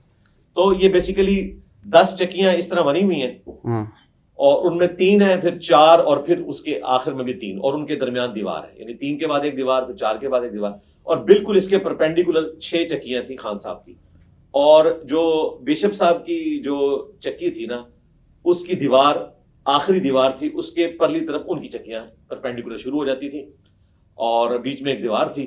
اور بائی چانس جب خان صاحب ناشتہ کرنے کے لیے آتے تھے, ہمیں نظر تو نہیں آ رہے ہوتے تھے, تو وہ ان کا جو مشقتی ہے نا وہیں پہ وہ ان کے لیے ناشتہ تیار کر رہا ہوتا تھا. ایگزیکٹلی 9 بجے وہ آ جاتے تھے اور 3 بجے آ کے وہ شام کا کھانا کھاتے تھے. یہ 2 ٹائمنگ ہمیں پتا تھے, اس لیے کہ وہ جب اپنے مشقتی سے تھوڑی بہت کوئی گفتگو کرتے تھے تو ان کی آواز کی بیس بھی ہے, اور ویسے بیچ میں ایک دیوار ہے مشکل سے 10-11 فٹ کی, اور اوپر سے اوپن ہے, تو آواز کبھی کبھار کوئی 2-4 جملے کان میں پڑ جاتے ہیں. کیا 2-4 جملے؟ میرے نبی صاحب ہے ہی کوئی نہیں, تیرے بابے تھے شاہ ہی کوئی نہیں, یہ وہ کہا کرتے تھے. نہیں ویسے میں ویسے پوچھ رہا ہوں, کوئی ایک آدھ جملہ ایسے. ہاں وہ کرکٹ کو ڈسکس کر رہے ہوتے تھے. اچھا, کرکٹ کو, ہاں ظاہر ہے انہوں نے باقی چیزیں تو نہیں ڈسکس کرنی تھی نا, وہ تو ورنہ اگر وہ اس قسم کی کوئی پالیٹکس ڈسکس کرتے تو ظاہر ہے کہ وہ پھر بات باہر مشقتی سے وہ کرکٹ کے اوپر ڈسکشن. اس کا مطلب ہے ان کے ہاں بھی ٹی وی شیوی جو کہا جاتا ہے کہ بند ہو گیا ہے تو نہیں, ٹی وی ان کے پاس لگا ہوا ہے اور اخباریں بھی 2 لگی ہوئی ہیں. وہ اس لیے پتا ہے کہ وہ ڈیوٹیز چینج ہوتی رہتی ہیں نا, کچھ عرصہ ان کے پاس جس بندے کی ڈیوٹی ہے وہ ادھر بھی آ جاتا ہے, تو کبھی کبھار کوئی بات پتہ چل جاتی ہے. باقی یہ جو پبلک میں مشہور ہے نا کہ ملاقات کوئی کسی سے کر سکتا ہے, اس طرح کوئی ملاقات نہیں کر سکتا. چاہے آپ کی ایک دیوار ہو, وہ دیوار آپ سمجھ لیں وہ دیوار ایسی دیوار ہے کہ وہ پولیس رات ہے اس کو کراس کرنا, تو آپ دوسری طرف نہیں جا سکتے اس طریقے سے. 6 چکیاں ان کو ملی ہوئی ہیں, جس طرح ہمارے 3 اکٹھی تھی, ان کو 6 کی 6 ملی ہوئی ہیں. ان میں ایک آدھ میں شاید ان کا مشقتی, باقی میں سامان, اور باقی سامنے ان کو اوپن ایریا بھی ملا ہوا ہے, لیکن ظاہر ہے جیل ہی ہے. تو وہ ناشتہ کرنے اس چکی میں آتے تھے جو چکی نہیں, وہ اوپن ایریا تھا. اچھا, اوپن ادھر ہمارا اوپن ایریا, ادھر ان کا اوپن ایریا, وہ آپس میں 90 ڈگری ہے, اور اس میں بھی دیوار ہے. ہاں جی دیوار ہے, ظاہر دیوار ہے. اگر گوگل میپ ہو تو میں آپ کو ایگزیکٹلی بعد میں دکھا بھی دوں گا. اچھا, تو اچھا, لیکن سب کو نہیں دکھاؤں گا کیونکہ سیکورٹی ریزن ہو جائے گی. ہاں اچھا, تو کبھی کبھار یعنی وہ ناشتے کی, اور وہ ناشتے میں ایگزیکٹلی 9 بجے آ جاتے تھے. خوشبوئیں تو آتی ہوں گی آپ جی بالکل خوشبو, اور یہ جو دیسی گھی اور یہ باتیں ہو رہی ہیں, بالکل یہ تڑکے لگتے تھے اور ہمیں خوشبو آتی تھی. ہم تو جیل کے ہی کھانا کھاتے تھے وہ, اور یہ کوئی ان کے اوپر احسان نہیں ہوا تھا. بی کلاس مجھے بھی اویلیبل ہو سکتی تھی, ظاہر ہے میں نے 19 گریڈ سے ریٹائرمنٹ لی ہوئی ہے, مجھے بھی ایک مشقتی مل سکتا تھا, لیکن سیکورٹی ریزن کی وجہ سے ہم اس طرف جانا نہیں چاہتے تھے. اگر مجھے ملے تو ایک ایکس پرائم منسٹر کو تو اس سے زیادہ فیسلٹیز ملنی چاہیے, اور وہ ملی ہوئی تھی ان کو. ان کے پاس یہ نہیں, وہ چکن وغیرہ ان کو کچا دے دیتے تھے, وہ ان کا مشقتی ان کو بنا دیتا تھا اس طریقے سے. دوپہر کا کھانا وہ 3 بجے کھانے آتے تھے, تو وہ ہمیں پتا ہے, اور یہ ایگزیکٹلی ان کے تھے. لیکن 4 نومبر کے بعد پھر ہم نے ان کی آواز نہیں سنی. 4 نومبر کے بعد, ہاں وہی والی بات جو پبلک میں مشہور تھی کہ 4 کے بعد شاید ان کو اندر کر دیا. تو چونکہ میں ٹی وی بھی دیکھ رہا تھا تو مجھے بھی خدشہ پڑا کہ کوئی ایسی حرکت ہوئی ہے. لیکن پھر وہ وہاں پہ ایک بندہ کو ڈیوٹی پہ تھا, میں نے اس سے پھر ریکویسٹ کی کہ یار مجھے یہ ذرا کنفرم کر کے بتاؤ. تو اس نے کہا نہیں, وہ اب دوسری طرف بیٹھتے ہیں کیونکہ دھوپ اس طرف ہوتی ہے, اس لیے وہ ادھر جا کے بیٹھتے ہیں. اچھا, اب اس طرف نہیں بیٹھتے. تو وہ پھر کنفرم ہو گیا, بعد میں کنفرم ہو گیا. وہ یہ جو مشہور کیا ہوا نا کہ ان کو جناب وہ باہر نہیں نکلنے دیتے. فجر کے بعد یہ ایس او پی ہے, ہر بندے کی چکی کھلنی ہی کھلنی ہے, اس کو کوئی بند کر ہی نہیں سکتا. جو جیل مینول ہے نا اس کے تحت بھی وہ کھلنی ہے, یعنی چاہے اس نے باہر نکل کے مشقتی سے پولیٹیکل گفتگو بھی کرنی ہے تب بھی وہ چکی ضرور کھلنی ہے, اس کا رائٹ ہے. یہ مسئلہ ان کو یہ ہوتا ہے کہ باہر گفتگو نہ جائے, یعنی یہ کوئی سیاست کا ہیڈ کوارٹر نہ بنے. یہ میں ان کی بات کر رہا ہوں. تو یہ دھوپ کی وجہ سے گئے تھے کہ آپ کی وجہ سے دوسری طرف؟ نہیں, میں نے تو کوئی بات اونچی آواز سے کرنی نہیں ہوتی تھی. نہیں, نعرہ مارا ہو شاید. نہیں, وہ تو میں نے ایک. اچھا, تو کوئی یعنی کبھی کوئی خاص جملے نہیں, کوئی خاص, بس یہی میں. ہاں, اگر میں وہاں سے آواز ان کو لگاتا نا تو وہ سن سکتے تھے, لیکن ظاہر ہے یہ ان ایتھیکل ہوتا, تو میں نے جیل کا کوئی پرنسپل توڑنا تو نہیں تھا. ہاں, ایک دفعہ یہ ہوا کہ میرے آنے سے پہلے وہ جو بشپ صاحب تھے ان کو کافی زیادہ کھانسی لگی ہوئی تھی رات کو.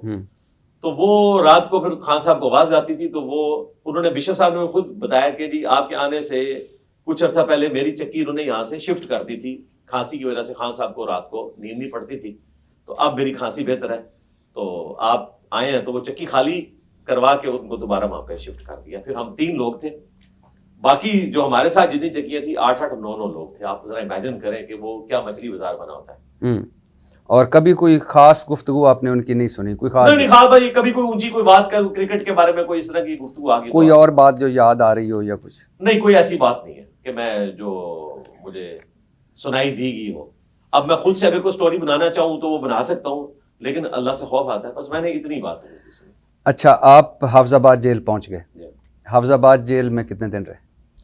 وہاں پر میں 31 اگست کو لے گئے اور آلموسٹ کوئی زور کے قریب میں وہاں پہ پہنچ گیا تھا، زور سے پہلے ہی. اس کے بعد 11 ستمبر 9/11 ہمارے ساتھ بھی ہوا نا، 9/11 کو میں پھر وہاں سے نکلا ہوں اور 9/11 کو جیلم لے کے آئے اور یہاں کورٹ میں پیش کر کے میری کسٹڈی زبردستی حوالے کر دی NCCIA کے. اور بجائے اس کے کہ وہ اپنے SOP کو فالو کرتے، انہوں نے کہا چونکہ آپ نے کسٹڈی حوالے کی ہے آپ کی، انہوں نے پولیس نے، تو اب ہم مجبور ہیں کہ جو پولیس والی FIR ہے اس کے اگینسٹ ہم ایک FIR کاٹیں گے. ورنہ ان کا SOP یہ نہیں ہوتا. SOP یہ ہے کہ وہ 3 دفعہ نوٹس بھیجتے ہیں، بندے کو بلاتے ہیں، تحقیق کرنے کے بعد FIR کٹتی ہے. لیکن یہاں چونکہ یہ لوگ کاٹ چکے تھے اور کسٹڈی حوالے کی تھی، اس لیے ان کو مجبوراً FIR کاٹنی پڑی. یہ ان کا آرگومنٹ ہے. باقی لیگل تو ہمارے وکلاء ہی آپ کو بتا سکتے ہیں. تو 11 ستمبر کو میں حافظ آباد سے پہلے جیلم آیا، یہاں عدالت کے سامنے پیش ہو کے پھر کسٹڈی انہوں نے حوالے کرنی تھی NCCIA کے. تو یہاں سیکورٹی میں مجھے پھر NCCIA راولپنڈی کے آفس میں لے گئے، جس آفس کے جتنے اب ٹاپ کے آفیسرز ہیں وہ بھی سارے کے سارے اب سسپینڈ ہوئے ہیں اس آفس کے اندر. 11 ستمبر 2025 کو اور 11 سے لے کر 18 تک میں پھر وہاں پر رہا. 11 کو تو ظاہر کورٹ کے سامنے انہوں نے پیش نہیں کیا، 24 گھنٹے کے اندر پیش کرنا ہوتا ہے. تو انہوں نے 12 کو پھر کورٹ کے آگے پیش کیا اور ریمانڈ لے لیا، 19 تک کا لیا تھا، 7 دنوں کا. ہاں، لیکن سیکورٹی ریزن کی وجہ سے 1 دن پہلے انہوں نے ریمانڈ ختم کر کے مجھے اڈیالہ شفٹ کر دیا. اچھا سر، میں نے سنا ہے کہ آپ پر 295C کا جو پرچہ کٹوانے والا مدعی ہے، یہ وہی شخص ہے جو نہ صرف آپ پر پہلے بھی FIR کٹوا چکا ہے، نہ صرف آپ کے والد پر 324 کی FIR کٹوا چکا ہے، بلکہ یہ وہی شخص ہے جس کے پیر نے آپ کے سر کی قیمت بھی 5 لاکھ مقرر کی تھی. تو کسی کو نہیں پتا تھا کہ یہ پہلے بھی یہ اٹیمپٹ ہو چکی ہے اور یہ اٹیمپٹ جھوٹی بھی ہو سکتی ہے، یہ محض الزام بھی ہو سکتا ہے؟ اس حوالے سے کوئی تحقیق نہیں ہوئی؟ نہیں، سب کو پتہ ہے، سب کو پتہ ہے. پھر کیا آپ کو پتہ ہے کہ ایسے لوگ ریاست کے لیے بعض اوقات ایسٹ ثابت ہوتے ہیں، اس لیے ادھر ادھر آتے پھرتے ہیں. تو اس کا مطلب ہے کہ اگر اس بار بھی یہی پرچہ کٹوانے والا ہے تو اس کا مطلب ہے کہ ریاست پیچھے تھی. ریاست ظاہر ہے جب ایسے لوگوں کو کھلی چھٹی دے گی تو ہمیں تو یہی وسوسے آئیں گے کہ وہی ان کے پیچھے. یہ ہمیں کنکلوڈ کرنے میں کوئی آر نہیں ہونی چاہیے. اس وقت بھی میں نے ویڈیو بنائی تھی، آپ دیکھیں چیف جسٹس کے سر کی قیمت رکھنے کے اوپر ایک بندے کو آپ نے 35 سال کی سزا سنائی ہے. اس سے پہلے تو میرے سر کی قیمت رکھی ہوئی تھی 5 لاکھ. ہم نے اس کے اوپر FIR بھی کٹوائی تھی لیکن کچھ بھی نہیں ہوا. تو اس کا مطلب تو یہی ہے کہ کہیں نہ کہیں ان کو سپورٹ حاصل ہوتی ہے اس حوالے سے. باقی ہمیں پرواہ کوئی نہیں ہے. میں ریاست کو بھی بتا دوں اور اگر ان کے کوئی پالتو ہیں تو ان کو بھی بتا دوں کہ مجھے رتی برابر کوئی فرق نہیں پڑتا.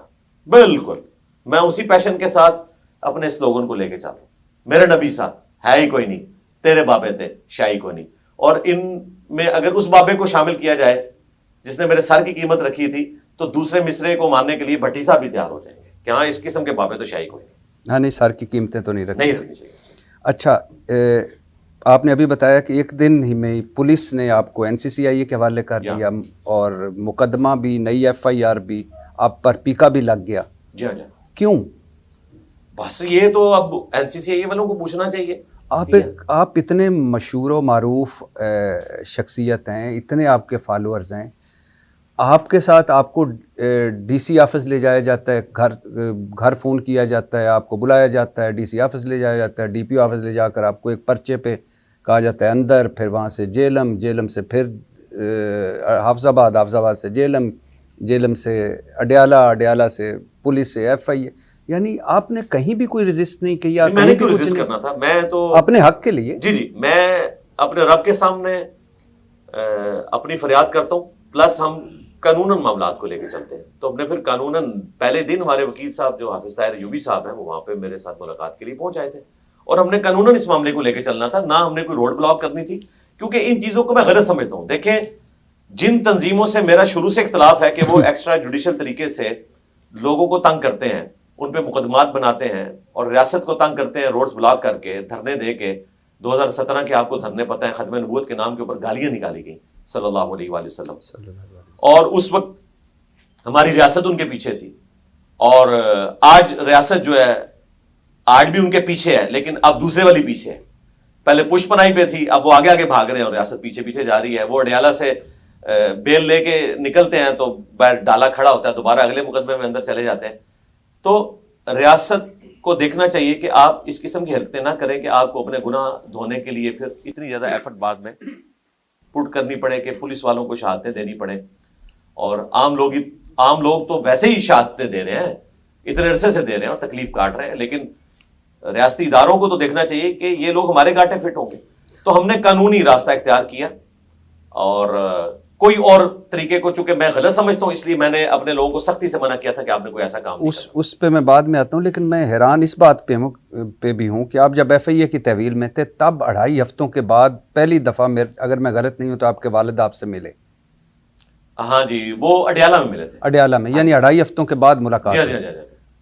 تو فیملی بھی نہیں مل پا رہی، اور کیا مطلب کیا ہے؟ حوالات میں تو مل سکتی تھی فیملی، میں نے خود ہی منع کیا تھا. اچھا، خود ہاں، میرے اپنے ٹیم ممبرز تو ملے تھے مجھ سے آ کے. اچھا. اور وکیل صاحب بھی ملے تھے. فیملی کو میں نے منع کیا تھا کہ آپ نے یہاں نہیں آنا. میں نہیں چاہتا تھا کہ وہ اس ماحول کو آبزرو کریں اور پوری زندگی کے لیے ان کے دماغ کے اوپر ایک چیز نقش ہو جائے. اور یہ اڈیالہ میں بھی جو میرے والد صاحب یا میرے بیٹے ملنے کے لیے آئے تو یہ میرے منع کرنے کے باوجود ملنے کے لیے آئے. مجھے ایک دن پہلے سپرنٹینڈنٹ صاحب نے بتایا تھا اس طرح ملنا چاہتے ہیں، تو وہ میں نے کہا جی ان کو منع کر دیں. اور ایک دن بعد انہوں نے مجھے بلوا کے ملاقات کروا دی. میں نے کہا میں نے تو منع کیا تھا. انہوں نے کہا نہیں جی ملاقات کر. اچھا، گو کہ معاملہ عدالت میں زیادہ بات نہیں کروں گا، مگر مجھے آج تک جیسے یہ سمجھ نہیں آئی کہ این سی سی آئی اے والے یا ایف آئی اے والے کیوں اسلامی نظریاتی کونسل کے پاس پہنچے. ویسے ہی مجھے آج تک یہ سمجھ بھی نہیں آئی کہ اسلامی نظریاتی کونسل نے فتویٰ کیسے دے دیا. اور فتویٰ بھی یہ کہ اسلامی نظریاتی کونسل کا میں پڑھ رہا ہوں ایک پیرا کہ اسلامی نظریاتی کونسل نے 24 ستمبر کے ضمنی ایجنڈا آئٹم نمبر 2 پر بحث کرتے ہوئے انجینئر محمد علی مرزا کے خلاف ایف آئی آر کے حوالے سے این سی سی آئی اے کے راولپنڈی کے مراسلے پر غور کیا. شرعی اصول و ضوابط کی وضاحت اور تفصیلی غور و فکر کے بعد کونسل نے ابتدائی طور پر درج ذیل فیصلہ کیا. انجینئر محمد علی مرزا فساد فی الارض پھیلانے کے باعث بنے. آپ نے نہ صرف توہین رسالت بلکہ توہین قرآن کے بھی مرتکب ہوئے. آپ پر توہین قرآن کی دفعات بھی شامل کی جائیں. اور این سی سی آئی افسر نے بھی جانبداری کا مظاہرہ کیا، ایک سائیڈ کا، یعنی آپ کی طرف کا پیش کیا سارا کچھ اور دوسری طرف کا نہیں پیش کیا. اور پاکستان کی مسیح برادری کو بھی مراسلہ بھیجا جائے گا اور تحریر طور پر ان کی رائے بھی لی جائے گی. تو اب گو کہ اسلام آباد ہائی کورٹ میں یہ ہے، زیادہ بات نہیں کی جا سکتی، لیکن کیوں گئے این سی سی آئی والے؟ یہ ایک پریکٹس ہے روٹین کی، اور وہاں سے فتوے پہلے بھی دیے جا چکے ہیں. یہ پہلا کیس ہے میرا. جب وہ بھیج رہے تھے تو میں نے ان سے پوچھا بھائی ان کو کیوں بھیج رہے ہو، وہاں تو مولوی بیٹھے ہوئے ہیں، وہ تو مجھے شکار کریں گے. میں کہوں گا نا ایک خدا ہے، وہ کہیں گے 2 ہیں. اس لیول پہ اتریں گے. بالکل نعوذ باللہ. یہ دیکھیں نا، یہ اترے ہیں نا اس میں. یہ اگر میں اس کا پوسٹ مارٹم کروں، یقین کریں ویسے تو اب ان کی عزت ہی کوئی نہیں رہی ہے معاشرے میں. آپ کو میں ایک جملے میں صرف بتاؤں کہ آپ کہہ رہے ہیں یہ سب کچھ کیوں ہوا؟ اس لیے کہ ان کی منجے ٹھکے، کہ لوگوں کو پتہ چل جائے کہ صرف گلی محلے کے مولوی اور مفتی جو ہے نا وہ علم سے پیدل نہیں ہے، بلکہ آپ کے آئینی اداروں میں بیٹھے ہوئے بھی جو سو کارڈ علماء ہیں وہ بھی بیچارے علم کی آئین سے بھی واقف نہیں ہیں. تو ان کی منجی ٹھکنی تھی اور عوام کے سامنے ان کی اصلیت آنی تھی. اس نظراتی کونسل کو جب یہ بھیج رہے تھے تو میں نے جو ڈپٹی ڈائریکٹر تھے ان کو کہا کہ آپ ان کو نہ بھیجیں، کیا پریسیڈنٹ ہے؟ انہوں نے کہا نہیں، یہ اب ہم نے آپ سے یہ آغاز کرنے لگے. ماشاءاللہ. ہاں، یہ انہوں نے خود بول کے کہا. بلکہ انہوں نے کہا کہ جو آپ بھی بیان لکھ رہے ہیں اس میں بھی آپ سجیسٹ کریں کہ آپ کو جو ہے ان کے سامنے پیش کیا جائے. میں نے کہا اگر یہ آپ یہ ایز اے رول کرنا چاہ رہے ہیں تو میں تیار ہوں کہ میں ان کے سامنے بیٹھتا ہوں اور وہ بھی اپنے دلائل رکھیں، میں بھی اپنے دلائل رکھوں گا. اور انویسٹیگیشن آفیسر آپ ہیں، ان کے پاس تو اتھارٹی نہیں ہے کوئی فتویٰ جاری کرنے کی. وہ تو جسٹ مشورہ دے سکتے ہیں، وہ بھی کسی ادارے کو نہیں. اگر صدر پاکستان یا پارلیمنٹ ان سے مانگے گی وہ بھی مشورہ، یا گورنر. اور اللہ کے فضل سے آج تک جب بھی انہوں نے کو مشورہ دیا ہے تو اس کے بعد کیا ہوا ان کے ساتھ وہ آپ کے سامنے ہے. تو ہم اس طرف جانا نہیں چاہتے ان کا ماضی کیا ہے. تو انہوں نے کہا نہیں اس کا فائدہ ہوگا. میں نے کہا ٹھیک ہے. پھر میں نے اس میں لکھ دیا کہ آپ نے مجھے ان کے سامنے بٹھانا ہے، اور میں نے ان کا پیپر بھی آؤٹ کر دیا نظراتی کونسل کو. مجھے پتا تھا قرآن و سنت سے ان کا کوئی شغف نہیں ہے. میں نے اپنے سارے دلائل 4 صفحوں پہ جو وہ لیٹر کیا ہے اس کی ہیڈنگ یہ ہے کہ آپ انجینئر محمد علی مرزا کو موقع دیں کہ وہ آپ کے سامنے بیٹھ کے اپنے یہ دلائل رکھے اور آپ اس کو کاؤنٹر کریں. وہ دلائل بھی لکھ دیے. اس میں نے کرسچنز کی بکس کے حوالے، کرسچنز کے اسکالرز کی ویڈیوز کے لنک، مسلمانوں کی کتابوں کے حوالے اور مسلمانوں کے اسکالرز کی ویڈیوز کے لنک یہ بھی ڈال دیے کہ تیاری بھی کر لیں یہ سارے مولوی مل کے وہاں پہ جو 20 بیٹھے ہوئے ہیں. وہ تو ایکسپیکٹ نہیں کر رہے تھے کہ انہوں نے بلائے بغیر ون سائڈ فیصلہ سنا دینا ہے. حالانکہ فیصلہ سنانے کے وہ اختیار نہیں تھا ان کے پاس, وہ تو صرف سجیسٹ کر سکتے تھے. اب وہ آیا تو اب NCCI والوں کے بھی ہاتھ پاؤں بھول گئے کہ یار یہ کیا انہوں نے حرکت کی, ہم نے تو ان سے یہ چیز مانگی نہیں تھی. ہم نے تو کہا تھا کہ اس بندے کو بلائیں اور سامنے بیٹھ کے بات کی جائے. اور ابھی بھی میں آپ کو بتا رہا ہوں ان کے پاس اتھارٹی نہیں ہے, یہ تو انویسٹیگیشن آفیسر نے دیکھنا تھا. تو یہ یہاں سے انہوں نے ایک موقع غنیمت جانا اور اس کو اس طریقے سے مولڈ کرنے کی کوشش کی. اور دیکھیں کتنا ظلم کیا. وہ کہتے ہیں مسیحی برادری کا دل دکھ گیا ہے. پورے ملک کے اندر اس وقت بقول کرسچنز کے, وہ بشپ صاحب تو میرے ساتھ تھے وہاں پہ, پروٹیسٹنٹ بشپ 13.5 سال سے, اور وہ کوئی عام بندہ نہیں ہے. شہباز بھٹی جو منسٹر ہوا کرتے تھے وہ ان کے بڑے بھائی ہیں, جن کا مرڈر ہوا تھا 295C کے چکر میں. جی جی, یہ ان کے بڑے بھائی تھے ظفر بھٹی صاحب. تو وہ بڑے حیران ہوئے. ان کا یار جو آپ نے بیان کیا یہ تو ہمارا عقیدہ ہے, اور اس عقیدے کی وجہ سے آپ ہم پہ توہین مذہب کیسے لگا سکتے ہیں. میں نے کہا ہم تو نہیں لگا رہے, آپ کا رائٹ ہے آپ عقیدہ رکھیں. ان کا آپ پہ کیسے لگا دی, یہ تو ہمارا عقیدہ ہے. اس اعتبار سے تو آپ بھی توہین عیسیٰ کر رہے ہیں, کیونکہ ہم جیزس کرائسٹ کو خدا مانتے ہیں, اور آپ کہتے ہیں کہ وہ کھانا کھانے کے محتاج تھے. سورۃ المائدہ آیت نمبر 75. تو آپ نے بھی تو خدا کو کھانے کا محتاج بتا دیا, آپ گستاخ عیسیٰ ہیں. تو کیا ہم آپ کے اوپر پرچہ کٹوانا شروع کریں گے؟ آپ اپنا عقیدہ رکھیں, ہم اپنا عقیدہ رکھتے ہیں. تو ان کو پتا تھا کہ جو میں نے بیان کیا یہ ان کا بنیادی عقیدہ ہے. وہاں پہ اور بشپ بھی ان سے ملنے کے لیے آتے تھے, اور وہ یقین کریں مجھ سے ملاقات کے لیے وہ اپنی جگہ سے کھڑے ہو جاتے تھے رسپیکٹ میں, کہ سر آپ ہمیشہ جو ہے وہ کرسچن کمیونٹی کے لیے اور مائنورٹیز کے لیے آواز اٹھاتے ہیں, تو آپ کے ساتھ انہوں نے یہ کیا. ان کو پورے ملک میں ایک بھی بشپ نہیں ملا, ایسا ایک پریسٹ نہیں ملا کرسچن جس نے میرے خلاف FIR کٹوائی ہو کہ انجینئر نے جو ہمارا عقیدہ بیان کیا ہے یہ ہمارا عقیدہ نہیں ہے. اتنی غیرت ان میں بھی تھی. باقی کوئی اکا دکا اپنے طور پہ بات کرنے لادا بات ہے, کوئی لکھ کے یہ فتویٰ دے کہ ان کا عقیدہ نہیں, ان کو پتا ہے. ہمارے وکیل صاحب نے جسٹس صداقت علی خان صاحب کی عدالت میں 20 ریفرنسز پیش کیے کرسچنز کی بک سے, اور اوریجنل بکس منگوائیں. وہ کتنا اس پہ خرچہ ہوا, اور 15 ریفرنسز مسلمان سکالرز کی کتابوں سے دیے, اور ویڈیوز تو علیحدہ سے موجود ہیں. اس کے بعد یہ سارے معاملات ہم نے قانوناً ان کو سیٹل ڈاؤن کیا. تو یہ جو نظر آتی کونسل ہے, آپ اگر مجھ سے بار بار پوچھیں گے کہ ایسا انہوں نے کیوں کیا, تو اس لیے کیا کہ اپنی منجی ٹھکوا لیں. اللہ تعالیٰ نے ہمیشہ اس قسم کی جو چیزیں ہوتی ہیں ان کے خاتمے کے لیے کوئی نہ کوئی بہانہ رکھا ہوتا ہے. اللہ تعالیٰ ابابیل کے ذریعے ابرا کے ہاتھیوں کو ہلاک کرتا ہے. اللہ تعالیٰ ایک ایسے شخص کے ذریعے جس کی زبان میں لکنت تھی, موسیٰ علیہ السلام, فرعون کی 300 سال کی حکومت کو ختم کروا دیتا ہے. تو دیکھیں اگر ان کے پاس کوئی ایک ادارہ بچا تھا جس میں ان کی تنخواہیں لگی ہوئی تھیں, اس کی بھی عزت کیا ہے, اور کچھ تھوڑی بہت عزت بچ گئی تھی. تو پچھلے دنوں جو انہوں نے پرائم منسٹر صاحب کے سامنے اور ہمارے RB چیف صاحب کے سامنے کھڑے ہو کر ننگا جھوٹ بولا, کیونکہ جو کچھ وہ بول رہے تھے نا وہ ان کے عقیدے نہیں ہیں. عقیدہ وہ ہونا چاہیے جو پرائم منسٹر صاحب نے بیان کیا کہ جید علماء کا کام ہے کہ بتائیں کہ ایک دوسرے کے پیچھے نمازیں پڑھو, اور آپ میں ایسے لوگ بھی موجود ہیں. پھر انہوں نے کہا نہیں آپ نہیں اور لوگ ہیں.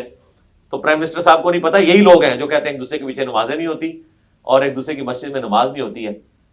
تو اللہ تعالیٰ نے کوئی تھوڑی بہت اگر ان کی بچ گئی تھی تو اس کے بعد ان کی عزت افزائی فرما دیا. اچھا, آپ نے کہا کہ 20 علماء میں سے, اسلامی نجاتی کونسل میں 20 علماء میں سے 17 علماء اس فتوے کے حق میں نہیں تھے, صرف 3 علماء نے یہ فتویٰ جاری کروایا. آپ کو کیسے یہ معلوم ہوا؟ جی ذرائع کے ذریعے پتہ چل گیا نا, ہم رابطے میں تھے, اندر جو بندے بیٹھے ہیں. مثلا میں آپ کو ڈنکے کی چوٹ پہ کہتا ہوں کہ اہل تشیع جتنے ممبرز تھے نا وہ اس حق میں نہیں تھے, کیونکہ وہ تو توہین مذہب کے ڈھسے میں, وہ تو ان قوانین کے پوائنٹ آف ویو سے بھی اپنی ریزرویشن رکھتے ہیں. آپ کو پتہ ہے پچھلے دنوں انہوں نے گستاخ صحابہ کی جو سزا بڑھانے کی کوشش کی, اور وہ صدر پاکستان کے پاس کئی سالوں سے سگنیچر کے لیے پڑی ہوئی ہے. تو میں نے اس وقت بھی کہا تھا کہ گستاخ کی ڈیفینیشن آپ بتائیں نا کیا ہے. آپ کے نزدیک وہ گستاخی ہے, ہمارے نزدیک وہ عقیدہ ہے, آپ کیسے اس کو فرق کریں گے؟ اسی طریقے سے ہمارے نزدیک جو عقیدہ ہے اہل تشیع کے نزدیک وہ گستاخی ہے, پھر کیا کریں گے؟ تو اہل تشیع تو بالکل ایگری نہیں تھے, دیوبند بھی ایگری نہیں تھے, صرف بریلوی مکتب کے جو اس وقت چیئرمین تھے اور ساتھ ایک وہ جو بھائی صاحب جن کی آج کل کافی زیادہ یوٹیوب کے اوپر اور سوشل میڈیا کے اوپر ٹرولنگ ہو رہی ہے, وہ کرتا تھکتا تھے مین. تو دیکھ لیں اللہ تعالیٰ نے ان کو دنیا میں اپنا انجام دکھا دیا. اچھا, جو میرے پاس ہے اس وقت جو اسلامی نجاتی کونسل کا فتویٰ, اس پہ تو 20 لوگوں کے دستخط ہیں. ہاں جی, وہ تو سگنیچر کرتے ہیں نا, جو اینڈ پہ حاضری ہوتی ہے نا, بس اس میں بس وہ جو ایک آپ کو پتا یہاں پہ بھی ایک ڈکٹیٹرشپ اس حوالے سے چل رہی ہے نا, تو اس چکر میں یہ 20 لوگوں نے جو سگنیچر کیے نا, اگر ان 20 لوگوں کو ان میں سے وہ جو میں بندے آپ کو بتا رہا ہوں نا کہ آپ ان علماء سے کہیں نا کہ اللہ آ کے بیان دیں, تو کوئی بھی تیار نہیں ہوگا. جن علماء نے ان کو نامینیٹ کیا ہے نا, امین شہیدی صاحب, جواد نقوی صاحب, جو اہل تشیع کے بڑے علماء ہیں, انہوں نے تو ویڈیو میں آ کے شاہ زیب خانزادہ کے پروگرام میں بتایا کہ اسلامی نظریاتی کونسل نے جو ہے وہی غلط کام کیا. اچھا سر, جو آپ کہہ رہے ہیں, چلو میں وہی مان لیتا ہوں کہ 17 حق میں نہیں تھے, 3 حق میں تھے, تینوں نے 17 کو دباؤ ڈالا اور ایک فتویٰ جاری کروا دیا. اس سے تو معاملہ اور بڑا سنگین نہیں ہو جاتا کہ مطلب معاملہ توہین رسالت کا ہو, اتنا حساس معاملہ ہو, زندگی موت کا معاملہ ہو, علماء بیٹھے ہوں ایک, اور تو میں کیا سمجھوں کہ 3 علماء اٹھے, انہوں نے دباؤ ڈال کر انہوں نے سائن کروا لیے, اور 17 حق میں نہیں تھے اور انہوں نے فتویٰ جاری کروا دیا. مطلب اتنا بڑا فورم, اتنے بڑے علماء, اور اس طرح کی. یہ سر بتائیں انہوں نے اپنی پوری زندگی میں جو اسلامک سو کالڈ نظر آتی کونسل ہے, انہوں نے کون سا خیر کا کام کیا؟ یہ تو سپریم کورٹ کے ایک فیصلے میں بھی لکھا ہوا ہے کہ جب سے یہ بنی ہے انہوں نے کوئی خیر کا کام ان کے حصے میں نہیں آیا. کوئی ایک کام بتا دیں جو انہوں نے خیر کا کوئی کام کیا ہو. یہ تو بس بیٹھتے ہیں اور اپنے معاملات لے کے اٹھ جاتے ہیں, لوگوں کی لائف ون. سر میں ان کی بات نہیں کر رہا, میں صرف ایک بات کر رہا ہوں کہ پہلا یہ ٹرینڈ بنا, پہلی مرتبہ ہوا کہ NCCI والے اسلامی نظریاتی کونسل کے پاس پہنچے, اور پہلی مرتبہ اسلامی نظریاتی کونسل نے ایک اپنے ہی مذہبی عالم جو رائے کا اختلاف ہو سکتا ہے ان کے خلاف فتویٰ دے دیا, اور بلکہ کہا کہ کچھ دفعات اور شامل کریں.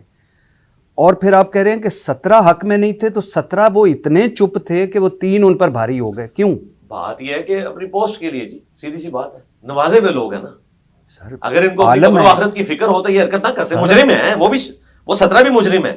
اور اس سے اگلی بات, اگر یہ 20 کے 20 بھی میرے خلاف فتویٰ دے دیتے تو بات یہ ہے کہ علمی گراؤنڈز پہ بات ہونی, ان کے اندر اخلاقی جرت ہونی چاہیے تھی نا کہ یہ کہتے جو آپ نے اسٹیٹمنٹ دی ہے, یہ اسٹیٹمنٹ, یہ عقیدہ کرسچنز کے ہاں نہیں پایا جاتا. آپ اس کس بات پہ قائم ہے کہ 17 آپ کے حق میں تھے, 3 خلاف تھے, کہ سارے ہی آپ کے خلاف تھے؟ نہیں, آپ تو پریکٹیکلی تو سارے خلاف ہو گئے نا جب انہوں نے سگنیچر کر دیے. آپ کو کس ذرائع سے پتہ چلا تھا کہ 17 آپ کے؟ ظاہر اندر سے خبر. مجھے تو اس سے بھی آگے بات پتہ ہے کہ جب مفتی طارق مسعود صاحب کے اوپر مشکل وقت آیا تھا تو ان کے بڑوں نے ان سے رابطہ کیا کہ آپ ہمارے حق میں بھی کوئی فتویٰ دیں, تو وہ کہہ رہے تھے اگر ہماری طرف آئے گا تو ہم نہیں حق میں فتویٰ دیں گے, خلاف ہی دیں گے. تو اس کا مطلب ہے 3 17 پہ بھاری ہو گئے. نہیں, یہ 20 کے 20 ہی جو ہے نا, 20 کے 20, ان کو علم کی کوئی ہوا نہیں لگی ہوئی. ہونا ہی چاہیے. دیکھیں ایک بندے کی اسٹیٹمنٹ سامنے, اسلامی نظریاتی کونسل اتنا بڑا فورم ہے, آپ 20 علماء کو کہہ رہے ہیں ان کو سرکار ہم علم کی ہوا نہیں لگی. تو ان کے بڑوں کا لیول ہی بتا رہے ہیں. اب دیکھیں میں آپ کو بتاتا ہوں, اس کے ہیڈ جو ہے راغب نعیمی صاحب ہے نا. جی سر, آپ چیئرمین ہوئی. دیکھیں ان کے باپ دادا کو دیکھیں, ان کی کتنی کنٹریبیوشن ہے اس ریاست کے لیے. خود کچھ حملوں کے خلاف انہوں نے فتوے دیے, اور میں راغب نعیمی صاحب سے بالکل ایکسپیکٹ نہیں کر رہا تھا کہ یہ اس قسم کی کوئی حرکت کریں گے, کیونکہ میں سمجھ رہا تھا یہ اپنے باپ دادا کی لیگیسی کو لے کے چلیں گے, لیکن ایسا نہیں ہوا. وہ تب گئے اپنے پیچھے, ان کے بھی پیچھے جو بڑے ہیں ان کے بھی. معاملہ 295C کا ہے, اور سر 295C کا نہیں ہے, ایک عالم کا معاملہ ہے سرکار. معاملہ ہے انسان کا, ہے ان کے فرقوں کی میت کا. سر فرقے کیسے؟ اوپر تو اللہ رسول اور قرآن ہے نا, فرقے تو نیچے ہیں نا. یہ تو عام بندے کے لیے. مجھے آپ یہ بتائیے کہ عام بندہ میت کی چرپائی کو مسجد میں دیکھ کے ڈر جاتا ہے, اور مسجد کا مولوی اسی چرپائی کے اوپر ایک اپنے اسٹوڈنٹ کے ساتھ منہ کالا کر لیتا ہے. تو اب آپ مجھ سے یہ پوچھیں گے کہ ہم تو یار اس کو رات کے اندھیرے میں چرپائی کو مسجد میں پڑا ہوا دیکھ کے ڈر جاتے ہیں, تو مولوی یہ کیسے کر لیتا ہے؟ مولوی کس طرح چندے میں سے چوری کر لیتا ہے؟ بات یہ ہے کہ نفس تو سب کے ساتھ لگا ہوا ہے نا, تو نفس جو ہے وہ غالب ہے. مطلب 3 20 17 پہ غالب آ گئے. جی میں یہ کہتا ہوں کہ 20 کے 20 اس میں مجرم ہے. سائن کرنے کے بعد تو مجرم بن گئے نا وہ. مجھ سے کوئی گن پوائنٹ پہ بھی کسی مسلمان کے اوپر کوئی فتویٰ لگوا کے بتائے, ہم کبھی بھی نہیں لگائیں گے. چلو اللہ سے ڈرتے ہیں. چلو اچھا, اور میں اس بات کو کنکلوڈ کر لوں کہ یہ جو میں نے کرسچنز کا عقیدہ پیش کیا, ہونا تو چاہیے تھا کہ اس میں لکھتے کہ یہ جو عقیدہ بیان کر رہے ہیں یہ کسی کا نہیں ہے, ہم نے چھان بین کر لیا. وہ کہتے ہیں ہم مراسلہ لکھیں گے. مراسلے کا جواب آیا آج تک؟ کبھی بھی نہیں دیں گے. جس نے یہ جواب دیا تو وہ اپنی کمیونٹی میں گیا. یہ تو اسی طریقے سے ہے کہ کسی مسلمان کو مراسلہ لکھا جائے کہ بتائیں کہ کیا آپ نبی اسلام کے بعد ختم نبوت ہونے کے بعد بھی کسی نبی کے آنے کے قائل ہیں, تو کون مسلمان یہ کہے گا کہ ہم نبی کے آنے کے قائل ہیں؟ ٹھیک ہے, وہ جان دا بیپٹسٹ, سیدنا یحییٰ بن زکریا علیہ السلام کو علیہ السلام, ان کو آخری پیغمبر مانتے ہیں.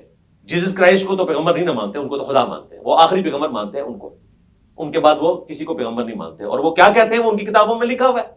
इसीलिए आज तक किसी का कोई इस एतबार से इनके पास मरासले का जवाब नहीं आया, इन्होंने पता नहीं भेजा भी होगा कि नहीं भेजा, जवाब नहीं आएगा, और मैं आपको प्रिडिक्ट कर रहा हूं कभी भी नहीं आएगा। कोई क्रिश्चियन डोमिनेंट बिशप सामने आके इस अकीदे का इनकार नहीं करेगा। इसमें बात ये होनी चाहिए थी कि इंजीनियर साहब ने ये बात करके क्रिश्चियंस को वनरेबल कर दिया, ये इतराज हो सकता था, और वनरेबल नहीं किया, उनको भी पता है वनरेबल नहीं किया। हम तो इस्लाम की टॉलरेंस बता रहे थे कि इस्लाम इसके बावजूद क्रिश्चियन औरत के साथ निकाह की इजाजत देता है, अगरचे नबी इस्लाम ने गज़वा तबूक क्रिश्चियंस के खिलाफ लड़ने के लिए गए थे, वो तो हो नहीं सकी। उसके बाद जंग यरमूक सैयदना उमर के दौर में क्रिश्चियन के खिलाफ हुई, उसके बाद कई सौ साल तक सलीबी जंगें होती रही। वो इसलिए होती रही कि वो नबी इस्लाम को पैगंबर मानते थे, अगर मानते होते तो झगड़ा खत्म हो जाता। आज ये लोग कह रहे हैं जी वो मानते हैं। नासिर मदनी साहब हमारे बड़े करीबी दोस्त हैं, अहले हदीस आलिम हैं, उनको भी इन्होंने जोर लगाया कि आप इंजीनियर के खिलाफ जो है वो फतवा दें। उन्होंने कहा आप मुझे किसी क्रिश्चियन बिशप से ये फतवा लेके दे दें कि वो नबी इस्लाम को पैगंबर मानते हैं, तो मैं अगले दिन बयान जारी कर दूंगा और 1 करोड़ रुपया भी दूंगा, और टाइम क्या बता है। इनको पता था, वहां तुम तालमून की जानते तो थे, इनको पता था जो कुछ इंजीनियर साहब बयान कर रहे हैं वो बिल्कुल दुरुस्त है। हाँ, अगर मेरा अकीदा वो होता तो फिर मेरे ऊपर तो ही लगती, मैं तो किसी का अकीदा कोट कर रहा हूं। और मैं आपको बताऊं, कुरान पाक में सूरतुल फुरकान में नबी इस्लाम के बारे में आया है कि ये काफिर कहते हैं कि ये जादूगर है, इस पर जादू हुआ है, ये अगले लोगों की कहानियां बयान करता है, इससे परेशान ख्वाब आते हैं। सूरतुल अंबिया में है, हत्ता कि सूरतुल मुनाफिकून में आया कि अब्दुल्ला इब्न उबई ने कहा कि मैं सबसे इज्जत वाला शख्स जब मदीने में दाखिल होऊंगा तो मदीने के सब इंसान को वहां से निकाल दूंगा। इतने सख्त अल्फाज नबी इस्लाम के लिए इस्तेमाल किए, कुरान में कोट हुए हैं। अब ये अगर कोई जुमले कोट करेगा तो क्या कुरान पाक में 295 लगाएगा जब आप कुफर का अकीदा बयान कर रहे हैं? और मुफ्ती तकी उस्मानी साहब ने तो बाकायदा इसके ऊपर पूरी एक किताब लिखी है। उन्होंने कहा कि ये सारी बातें अगर हम बयान नहीं करेंगे तो मुस्तशरिकीन, जो यूरोप में रहने वाले ऐसे लोग जो मशरिक के मज़ाहब के ऊपर, फलसफे के ऊपर डिस्कशन करते हैं, उन्हें मुस्तशरिकीन कहा जाता है। उनके एतराज़ात के जवाब कैसे देंगे जब तक हम वो एतराज़ात नकल नहीं करेंगे? और ये अल्लाह की सुन्नत है उन एतराज़ात को नकल करके उसका जवाब देना। तो हम जो जवाब देने वाले एंड के ऊपर बैठे हुए हैं और फिर हम ये सारी चीजें बयान कर रहे हैं, इस तरीके से अगर पकड़ना शुरू करेंगे, मैं आपको बताऊं इनके उलमा जो है ना, जिन बुजुर्गों के साथ अपने फिरकों को मंसूब किए हैं, उन्होंने तो डायरेक्ट ये बातें की हुई हैं। मसलन रागिब नईमी साहब को मैं सिर्फ एक हवाला दूंगा उनके लिए, उनके पूरे फिरके के लिए जो करोड़ों में है, कि अहमद बरेलवी साहब अल मुतवफ़ा 1921 ईस्वी बामुताबिक 1340 हिजरी, आज चल रहा है दिसंबर 2025 बामुताबिक 1447 हिजरी, मुश्किल से 100 साल हुए आला हज़रत को फौत हुए। उनके फतवे बरेली से भी प्रिंट हो रहे हैं और यहाँ पे बाबा जानी भी उसे प्रिंट करवाते हैं। उन्होंने सुबहान अस्सुबूह किताब लिखी है और फतावा रज़विया में देवबंद और अहले हदीस का रद्द करते हुए दोनों को कंबाइंड वहाबी का है, और डायरेक्ट कहा कि वहाबियों का खुदा। उसके बाद गालियां निकालनी शुरू कर दी। कौन कौन सी गाली निकाली? चोर, जिनाकार, और दुनिया जान की कोई गाली कोई एक बाजारी आदमी दे सकता है ना, वो सारी गालियां लिखी और कहा वहाबियों का खुदा ये है, वहाबियों का खुदा ये है, वहाबियों का खुदा ये है। डायरेक्ट कहा, ये नहीं कहा कि काफिर कहते हैं वहाबियों का खुदा ये है, खुद उन्होंने वहाबियों के खुदा को गाली दी। ये एक हवाला मैं दे रहा हूं, मैं तो अंबार लगा सकता हूं हवालों के, एक दे रहा हूं, और इनकी पूरी जुर्रियत को चैलेंज है कि बताएं इसके ऊपर 295 A B C तीनों नहीं लगती है, जो डायरेक्ट गाली निकाल रहा है। तो हो सकता है किताब बदल गई हो सकता है किताब का हवाला बदल गया हो। जनाब आप किताब, आप तो बुजुर्ग बदल ली है इन्होंने। हमने जब शेख अब्दुल कादिर जिलानी से रफुल यदैन साबित किया रुकू में जाते वक्त और रुकू से उठते वक्त गुनियतुत तालिबीन से, तो इन्होंने कहा गुनियतुत तालिबीन वाले अब्दुल कादिर जिलानी और हैं, हमारे अब्दुल कादिर जिलानी और हैं। इन्होंने तो हमारे डर से अपना बाबा ही बदल लिया है।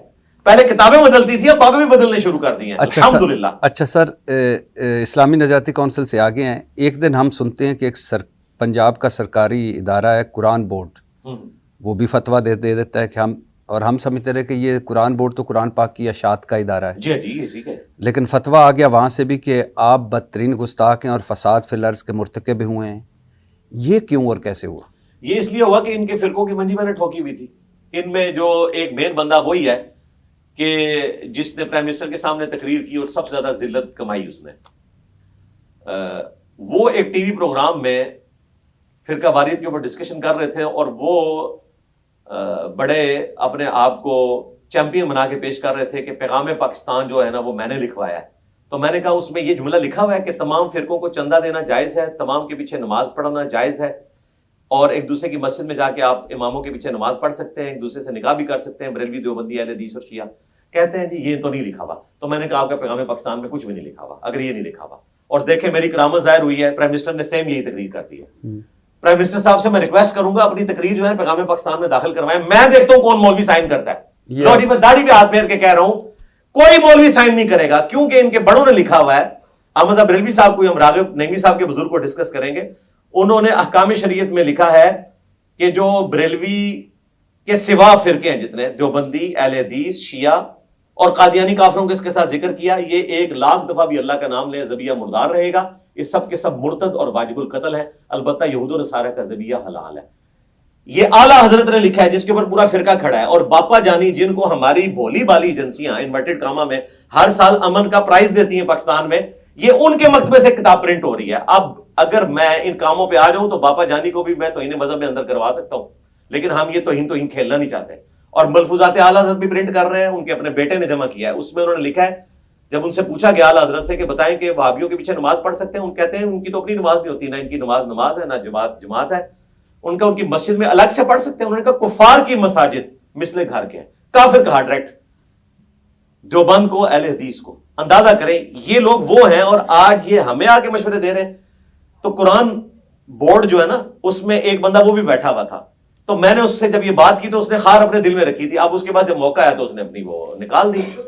حالانکہ ان کا کام یہ ہے کہ صرف زبر زیر چیک کریں, یہ ترجمہ چیک بھی نہیں کر سکتے. الٹا ایک بات بیان کرنے کے اوپر فتویٰ دینا تو دور کی بات, ان کے پاس یہ بھی اتھارٹی نہیں کہ ترجمہ چیک کر سکیں. یہ صرف قرآن کے عربی ٹیکسٹ کو چیک کر سکتے ہیں, اور ترجموں پہ آئے نا تو یہ ساروں کے ترجمے فارغ ہو جائیں گے جو قرآن میں انہوں نے تعریف کی ہوئی ہے. اچھا سر, جہاں ایک طرف اسلامی نظریاتی کونسل, پنجاب قرآن بورڈ اور بہت سارے علماء کرام کے فتوے آپ کے خلاف آ رہے تھے, تو وہاں کچھ آپ کے حق میں بھی آئے. غامدی صاحب ہیں, حسن الیاس صاحب ہیں, شہنشاہ نقوی صاحب ہیں, مفتی طارق مسعود صاحب ہیں, جواد نقوی صاحب ہیں, امین شہیدی صاحب ہیں, مفتی فضل ہمدرد صاحب اور بھی ہیں, ان کے فتوے آپ کے حق میں آئے. ان میں سے گیلانی صاحب جو بری امام کے, جی سر, گیلانی صاحب حافظہم اللہ اجمعین.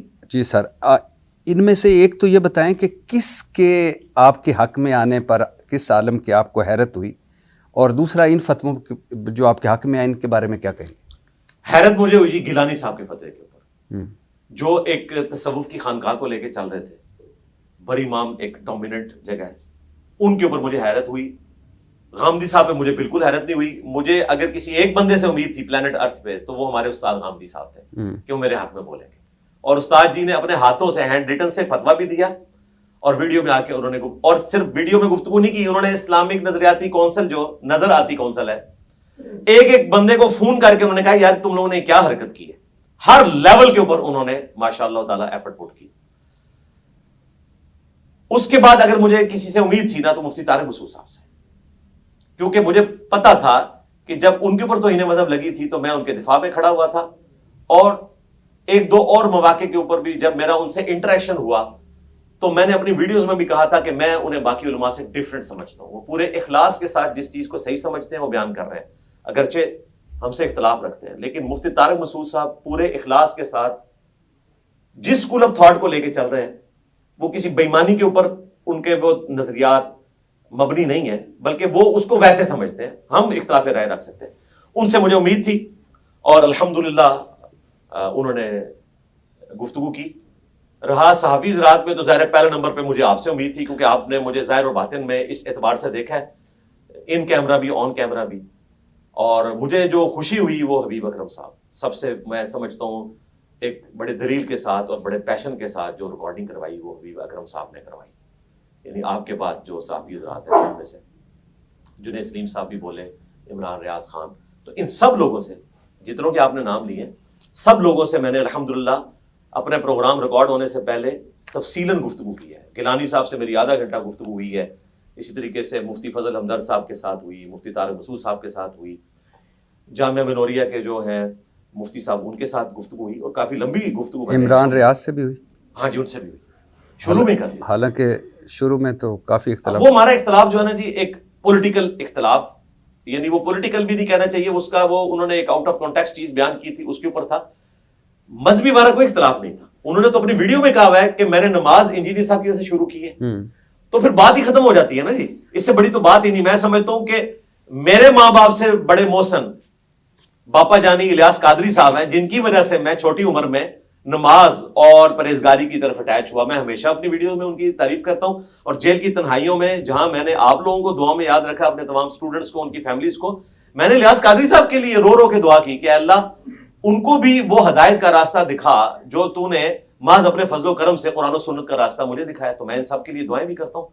تو وہ اختلاف ہمارا ایک پولیٹیکل بات کے اوپر تھا. عقیدے پہ آج بھی اگر کوئی, ایون میں کہہ رہا ہوں کہ جنہوں نے میرے خلاف فتوے دیے نا, ان پہ بھی اگر توہین مذہب لگی نا تو میں ان کے حق میں کھڑا ہوں گا. ان میں سے کئی ایسے ہیں, پنڈی کے ایک مفتی صاحب ہیں, ان پہ 295A لگی, میں دفاع میں سامنے آیا, اور آج تک وہ ابھی وہ باقی ہے. میں آپ کو بتاؤں, وہ جب تک 10 سال قید نہیں بھگتیں گے نا وہ ختم نہیں ہوگی, کیونکہ انہوں نے ایک صحابی کا نام لے کے لعنت کی تھی, اور بعد میں انہوں نے مکاری یہ کی کہ جی میں تو دوسرے کا نام لینا چاہتا تھا, حالانکہ یہ جھوٹ ہے, دوسرے کا نام یہ ہے ہی نہیں ہے. انہوں نے عمر بن عاص کے اوپر لعنت کی, نعوذ باللہ رضی اللہ تعالیٰ عنہ, اور جس میں وہ کرنا چاہ رہے تھے اس کا نام عمر نہیں ہے, اس کا نام ہے عمر بن سعد. عمر اور عمر میں مفتیوں کو بڑا فرق پتا ہے. غلطی ہوگی نا, لیکن ان کے تحت غلطی کی معافی نہیں ہے. ہمارے نزدیک تو ہے, ان کے قانون میں نہیں ہے. اسلامی نظریاتی کونسل, نظر آتی کونسل کو اگر یہ ریفر کیا جائے نا تو وہ ان کی 10 سال کی لکھیں گے سزا, اور ان کے نزدیک توبہ کی شک تو نہیں ہے نا, میرے نزدیک ہے نا توبہ کی شک.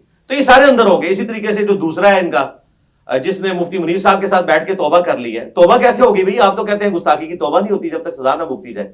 توبہ سے تو گناہ معاف نہیں ہوتا, ہمارے نزدیک ہوتا ہے نا. پھر ہماری ڈاکٹر مانو نا, میں کہتا ہوں آج توبہ کی شک ڈالو, یہ 400 بچے جو اندر قید ہیں سارے باہر آ جائیں گے. ہم تو چاہتے ہیں توبہ کی شک ڈالو. اچھا, آپ کو حیرانی نہیں ہوئی کہ میرے اور آپ کے پیارے مولانا طارق جمیل صاحب نہیں بولے, خاموش رہے؟ نہیں, مجھے پہلے پتا تھا وہ نہیں بولیں گے, اور مجھے کوئی گلا نہیں ان کے اوپر, کیونکہ وہ اس طرح کے ٹاپکس کو اپنے لیکچرز کے اندر ڈسکس ہی نہیں کرتے.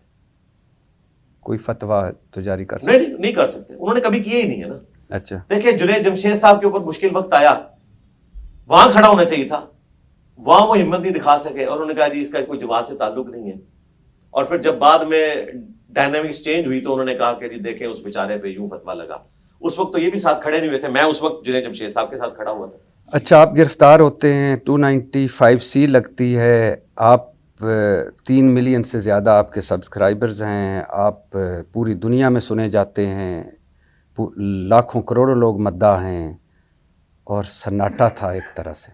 کیوں سناٹا؟ کیا مطلب آپ چاہتے تھے جی ٹی روڈ بند ہو جائے؟ نہیں, آپ کیوں 2 ایکسٹریمز پہ جاتے ہیں, یا بالکل خاموشی تو یا بالکل قانون توڑنا, درمیان میں کا بھی راستہ ہے. درمیان کا راستہ جو تھا وہ آپ لوگ کر رہے تھے, وہی کرنے کا تھا. اس وقت پاور ہی سوشل میڈیا ہے. مجھے بتائیں اس وقت ہماری جو ریاست ہے, مجھے تو سوشل میڈیا پہ بھی ویسے نہیں لگے جتنا آپ کے فالوورز تھے. سوشل میڈیا کے اوپر مجھے بتائیں جتنے بھی انفلوئنسر تھے یوٹیوب کے اوپر, سوشل میڈیا کے اوپر, فیس بک کے اوپر, سب کے سب ہمارے ہاتھ میں ویڈیوز بنا رہے تھے. آپ دیکھ لیں, ساحل ادیم صاحب کی ویڈیو نہیں آئی کیا؟ جن علماء کے آپ نے نام لیے ان کے علاوہ بھی لوگ ہیں. اس طریقے سے ڈاکٹر جاوید اقبال صاحب کی ویڈیو آئی, اور کافی سارے لوگوں کی ویڈیوز آئی. تو ون سائیڈڈ لوگ سپورٹ کر رہے تھے سوشل میڈیا کے اوپر, ٹرینڈز چل رہے تھے, سب کچھ تھا. یہی ہم نے سر کچھ صحافی ہیں جو ظاہر ہے آپ کے فالوورز تو نہیں ہیں نا, آپ کو سنتے ہیں, کچھ ہیں جو آپ کو بڑا مانتے ہیں, آپ سے عقیدت رکھتے ہیں, ادھر بھی آتے ہیں, آپ کے ایک پورے اس سلسلے کو لے کر جاری رکھے ہوئے تبلیغ کو. خاموشی تھی. وہ ظاہر ہے ایک ماحول ایسا ہے جس کے اندر ہر بندہ آپ جیسی یا اعزاز سید صاحب جیسی یا شاہ زیب خانزادہ جیسی جرأت دکھا نہیں سکتا, یا حبیب اکرم صاحب کی طرح. تو وہ خاموشی بھی آپ سمجھ لیں, وہ خاموشی مطلب آپ اپنے ان لوگوں کے اندر اخلاقی جرأت نہیں پیدا کر سکے. نہیں, ہم نے تو کوشش کی ہے. اگر وہ اپنے حالات و واقعات کی وجہ سے نہیں کر سکے تو ہم تو صرف کوشش ہی کر سکتے ہیں. تو یہ آپ کی ناکامی ہوئی نا. نہیں, اگر آپ ان سے پوچھیں گے تو وہ کہیں گے جو ٹرینڈز چلے ہیں اس میں ہم نے سپورٹ کیا. ہم اپنی شکل کے ساتھ سامنے نہیں آئے, لیکن بس پوچھ تو ہم ہر جگہ کامنٹس کر رہے تھے. دیکھیے, اگر یہ خدا نخواستہ اس میں -1% بھی مجھے شبہ ہوتا کہ آپ سے کچھ ہوا ہے, تو ہو سکتا ہے میں تو آپ کے خلاف بولتا, کیونکہ نبی حضرت محمد مصطفیٰ صلی اللہ علیہ وسلم تو ہماری ریڈ لائن. آپ جیسا بندہ جو درود پڑھ کے بات کرتا ہے, جس کا نعرہ ہی ہے میرے نبی سا کوئی ہے ہی کوئی, تو کیا خطرہ تھا ان کو؟ یہ تو انہیں سے پوچھا جا سکتا ہے. اور میں اس میں ایک چیز اس کو ریبٹل کر دوں, جو آپ نے کہا نا کہ اگر کوئی ایسا ہوتا, آپ سے کوئی ایسی جینوئن چیز بھی ہوتی نا, تب بھی میں آپ کے خلاف ویڈیو نہ بناتا. میں آپ سے جا کے پوچھتا ना वही 4 मरहले। जी जी, 4 मरहले तय करने के बाद और उसके एंड रिजल्ट यही निकलता कि कुछ भी ना निकलता। मैं समझता हूँ पाकिस्तान में कोई नॉन मुस्लिम भी गुस्ताखी का नहीं छोड़ सकता। आज तक नॉन मुस्लिम्स के ऊपर भी जितने ये लगे हैं ना, एंड पे जाके सुप्रीम कोर्ट में फारिग हुई हैं चीजें, और कई चीजें तो हमें पता है, ये खुद भी मानते हैं। तो लेकिन क्या वजह है कि इसका मतलब है कि आप नाकाम नहीं हुए? आप सोचते मैं नाकाम नहीं हुआ। देखें, अगर कोई आप 13, 14, 15, 20, 30, 40 कोई ऐसे लोग नहीं पैदा कर सके जो हक के साथ खड़े हों? अल्लाह ना करे जी कोई इस किस्म के लोग पैदा हो के जाके कोई दंगा फसाद करे, फिर आप एक सीन पे चले गए।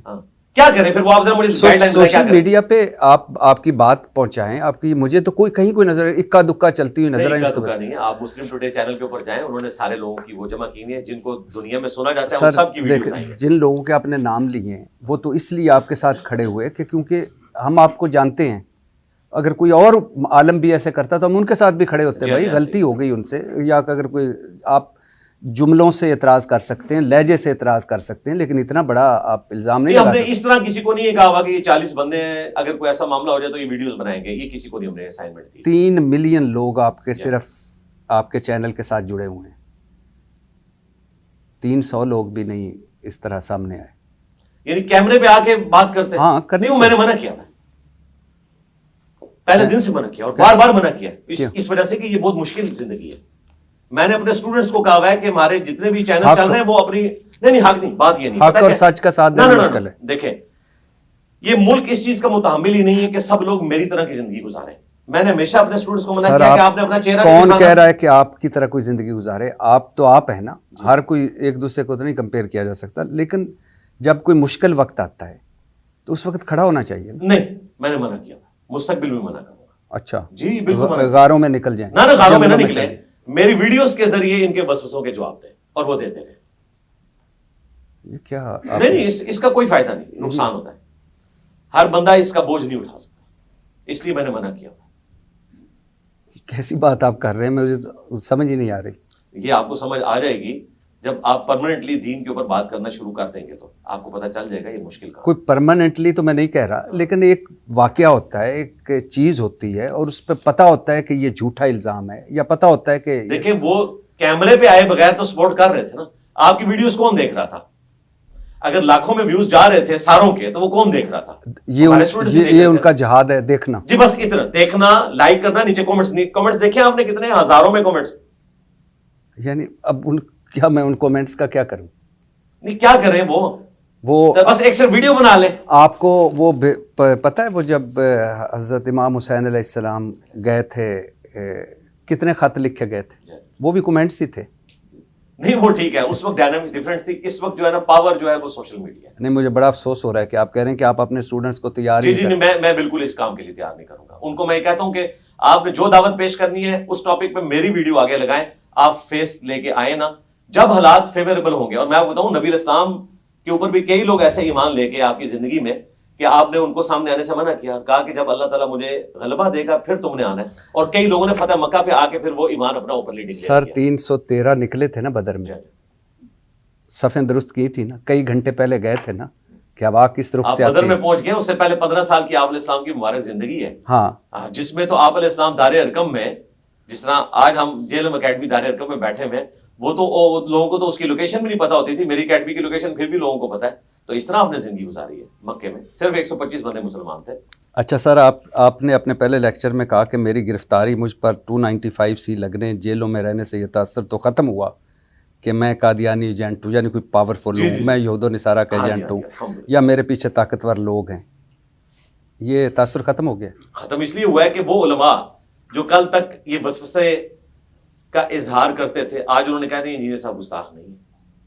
तासर तो खत्म हुआ, मगर एक और तासर तो कायम हो गया कि आप पर 295C लगी, इतने फतवे आपके खिलाफ आए, इतना शदीद रद्द अमल हुआ, और आप वो खुश नसीब निकले जिनकी ट्रायल से पहले ही जमानत हो गई। गालबन आप पाकिस्तान की जुडिशल तारीख के वाहिद खुश नसीब हैं। तो इसका मतलब है क्योंकि पीछे ताकतवर लॉबी तो है, ताकतवर लोग तो हैं। इसको मैं पहले टेक्निकली बताता हूँ कि मैं पाकिस्तान की हिस्ट्री का इस एतबार से भी पहला बंदा हूं कि आज तक कभी इस किस्म का बूदा इल्जाम लगा के किसी डोमिनेंट पर्सनैलिटी को जो कि दीन के लिए तबलीग का काम कर रही हो, उस पर 295C नहीं लगी। क्रिश्चियन बिशप के ऊपर लगी, عام لوگوں کے اوپر لگی جو دین کا کام نہیں کر رہے تھے, اور ان میں سے کچھ صحیح بھی تھے فتوے, کچھ غلط بھی تھے. ہم اس طرف نہیں جاتے.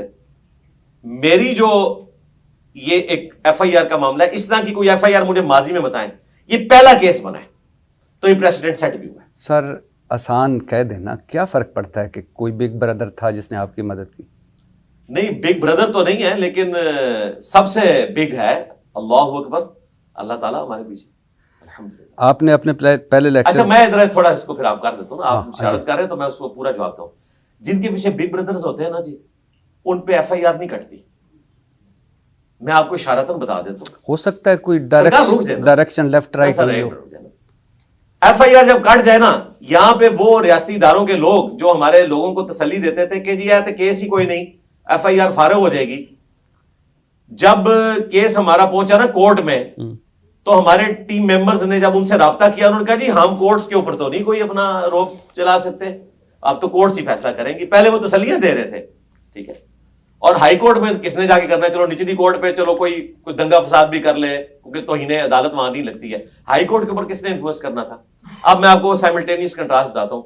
پاکستان کے ایک بڑے ڈومیننٹ عالم دین جن کی میں دل سے عزت کرتا ہوں, اور میں ان کے ساتھ کھڑا بھی ہوا کہ جب انہوں نے معذرت کر لی تو اب ان کے اوپر کوئی فتویٰ بازی نہیں ہونی چاہیے. توہین قرآن کے حوالے سے 295B ان پہ لگتی تھی, جو انہوں نے توہین قرآن سمجھی ہوئی ہے, اور یہ توبہ کے قائل بھی نہیں ہے. انہوں نے یہ نہیں کہا کہ کرسچنز کہتے ہیں کہ قرآن میں گرامیٹیکل مسٹیک ہے, انہوں نے خود بولا تھا. ٹھیک ہے, اس کے بعد ان کے استادوں کے کہنے پہ انہوں نے معافی مانگی, لیکن معافی تو قبول نہیں ہے. ہمارے نزدیک تو قبول ہے, لیکن ان کے نزدیک نہیں ہے. ان کے اپنے فرقے کے علماء نے کہا کہ یہ اپنے چاروں نکاح بھی دوبارہ کرے گا, تجدید ایمان بھی کرے گا, اگر بیٹ کی ہوئی تھی تو دوبارہ کرے گا, اور قانون کے تحت جو پاکستان میں چونکہ یہ قانون ایسا ہے جس میں توبہ کی شک نہیں ہے, تو وہ 25 سال قید بھی کاٹے گا. انہوں نے توبہ کی, میں نے ان کے حق میں ویڈیو بنائی, توبہ سے پہلے بھی بنا دی کہ عالم دین ہے, اس طریقے سے نہیں ہونا چاہیے. ان پہ پورے ملک میں کوئی ایف آئی آر نہیں کٹی. پاکستان کچھ دنوں بعد وہ آئے, حالانکہ ان کے محلے کا جو تھانہ تھا وہاں دھرنا دیا ہوا تھا اسی جماعت نے جو بین ہو چکی ہے, اس وقت وہ پوری پاور میں تھے, اور ان کے بڑے لیڈرز کے بیانات بھی آ گئے کہ اس پہ 295B بھی کٹوائیں گے, اور جو امی کی تشریح کی ہے اس میں وہ C بھی ڈال رہے تھے, A بھی ڈال رہے تھے, کوئی بھی نہیں کٹوا سکے. کیوں؟ وہ اس مدرسے میں ہے جس مدرسے میں جو کراچی کا کور کمانڈر ہے, جو بھی ہوتا ہے وہ جا کے وہاں تقریر کرتا ہے. اس وقت ہمارے جو سٹنگ چیف ہیں فیلڈ مارشل صاحب, یہ بھی اس مدرسے میں جا چکے ہیں. ان سے پہلے جو باجوہ صاحب تھے وہ بھی جا چکے ہیں. تو جن کے پیچھے بگ بردرز ہوتے ہیں نا, ان کے ساتھ پھر یہ معاملہ ہوتا ہے کہ ایف آئی آر نہیں کٹتی. ہاں ایف آئی آر کٹتی, یہ پوری ذلت ان کو کاٹنی پڑتی, تو پھر میں کہتا کہ ہاں ایسا معاملہ نہیں ہے. تو وہ پھر ان کے اوپر یہ کام, انہیں پتا ہے کہ جب ایف آئی آر کٹ جائے نا پھر ڈائنامکس ڈیفرنٹ ہوتی ہے, کیونکہ کورٹ سے تو ایف آئی آر فارغ ہوتی ہے, عوام سے کون فارغ کرے گا؟ آپ کو کس نے کہا کہ اب اگلی بات نہیں, آپ کو کس نے کہا کہ میں اس بگ بردر ان کو کہہ رہا ہوں؟ اچھا وہ نہیں, ویسے اس لیے کہ آپ جہاں بیٹھ کے بگ بردر کی ٹرم یوز کر رہے تھے نا ڈکی بھائی کے سامنے, تو وہاں پہ تو یہی تھا نا. اب اگر اس کا مطلب کوئی چینج ہو گیا ہے, آپ نے بھی کوئی نظراتی کونسل کی طرح آپ ڈیفینیشن بدلنی ہے تو ان کی تو بدل لیں. نہیں, بگ بردر تو کوئی بھی ہو سکتا ہے. اچھا چلے ٹھیک ہے. اچھا میں بات مکمل کر رہا ہوں. ہمارے ایک اسٹوڈنٹ ڈائریکٹر لیول کے, وہ پاکستان کے ایک ڈومیننٹ سٹی میں اس وقت ڈائریکٹر تھے, ان کے پاس کتنی اپلیکیشن گئی کہ 295B اور C کاٹی جائے انہی عالم دین کے اوپر, توہین قرآن اور توہین رسالت میں. انہوں نے وہ اپلیکیشن ان کے منہ پہ ماری کہ میں کسی عالم دین کے اوپر اس قسم کی نہیں لگنے دوں گا. اور یہ بات انہوں نے مجھے خود بتائی, اور کہتے ہیں دیکھ لیں انجینئر صاحب یہ آپ کی تربیت ہے. حالانکہ مجھے پتا ہے کہ آپ کا اور ان کا آپس میں سوشل میڈیا پہ چلتا رہتا ہے, لیکن آپ نے ہمیں یہ سکھایا ہے کہ یہ توہین مذہب کے قانون کو اس طریقے سے یوز کرنا یہ اسلام کی بدنامی ہے. تو کہتے ہیں میں نے انٹرٹین نہیں کیا. اگر وہ انٹرٹین کر لیتے, میرے اسٹوڈنٹ بھی تھے, اور کوئی آپ قسم کے جذباتی اسٹوڈنٹ ہوتے ہیں جو کہتے ہیں جی ان سانوی موقع ملے ہے, آپ سے مراد ہے مطلب جس طرح آپ مجھے کہہ رہے ہیں نا کہ ہمارے پاس 30-40 لوگ ہونے چاہیے, تو میرے پاس تو NCCIA میں بھی بہت سارے اسٹوڈنٹس موجود ہیں, کچھ بھی وہ کر سکتے تھے. وہ کاٹتے نا, پھر وہ بیلے لیتے پھرتے, پھر کچھ نہیں تھا کسی نے کاٹ سکنا. اور پھر جو بگ بردرز ہیں نا, وہ بھی پھر کورٹ تک جب معاملات چاہتے ہیں نا, تو وہ 3-4 مہینے کا جو ایک پروسیس ہے وہ چلنا ہی چلنا ہوتا ہے. اس چکی میں آپ نے گھومنا ہی ہوتا ہے, پھر ایک طریقے سے بندہ باہر آتا ہے. لہٰذا بگ بردرز ان کے ساتھ ہوتے ہیں جن کے اوپر FIR کٹتی ہی نہیں ہے. اچھا سر, 295 جیسا مقدمہ 103 दिन की जेलें, मुजज़ाती ज़मानत, पहला लेक्चर। क्या खूबसूरत उन्वान था आपका कि जन्नत के 8 दरवाज़ों की निस्बत से 8 कुरानी आयात और 8 इल्मी पॉइंट्स। मगर दरमियान में वही तल्ख लहजा, वही बाबे, वही मंजी ठोक दी, वही तेरे बाबों की मीम्स, वही बनु मैया पर तंज, वही तंजिया जुमले। कुछ भी नहीं बिगाड़ा जेल ने आपका। अल्लाह ना करे कि कोई जेल मेरा इस तरह का अकीदा बिगाड़ दे जो अकीदा कुरान और सुन्नत में लिखा हो। पहला लेक्चर था, लहजा बेहतर हो सकता था। नहीं, बेहतर था।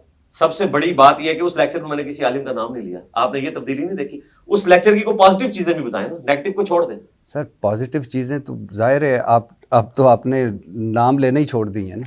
नहीं लूंगा। क्यों इम्पोर्टेंट? ना नाम मैं लूंगा। अगर आंदा कोई काम डला तो फिर मैं नाम कोई लूंगा। इत्तेहाद, कोई भाईचारे की, कोई आप बताते कि भाईचारे की सारी बात हुई है। मैंने ये बताया कि जी देवबंद और अहले तशय्युअ ऐसे मकतब फिक्र मेरे साथ खड़े हुए हैं, जो आपके साथ खड़े हुए कि मैं अब मियां वाला वाकया बयान नहीं करूंगा।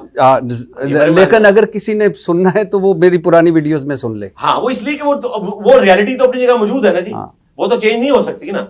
देखिए उस पूरी वीडियो में मैं कहता हूं क्रिटिकली कोई भी आप बंदा ले आए मेरे साथ एक एक जुमले के ऊपर डिस्कशन कर सकता है। वो मैंने 12 सुनने के बाद, हमारी टीम ने सुनने के बाद उसे अपलोड किया है। उसमें कोई ऐसी बात नहीं थी सर आपकी जिसके ऊपर आपको शरई गिरफ्त कर सकते। नहीं, मैं शरई गिरफ्त की बात ही नहीं कर रहा। मैं तो कर रहा हूँ कि लहजा हम तवक्को कर रहे थे कि इंजीनियर मोहम्मद अली मिर्जा साहब 103 दिनों के बाद जेल में आने के बाद जाहिर अकीदा तो नहीं बदलेंगे ना, और ज्यादा मजबूती आएगी। मगर वो जो जिस पर सारों को इतराज होता है, सुनने वाले भी आपके अक्सर इतराज करते हैं कि ये जो लहजा तल्ख है। अक्सर नहीं, चंद एक, ये बात ना करें। चंद कर लें, चंद कर लें। अक्सर तो फिर लोग अटैच नहीं होते ना। नहीं, बहुत अटैच क्यों है? ये 25 करोड़ का मुल्क है सर।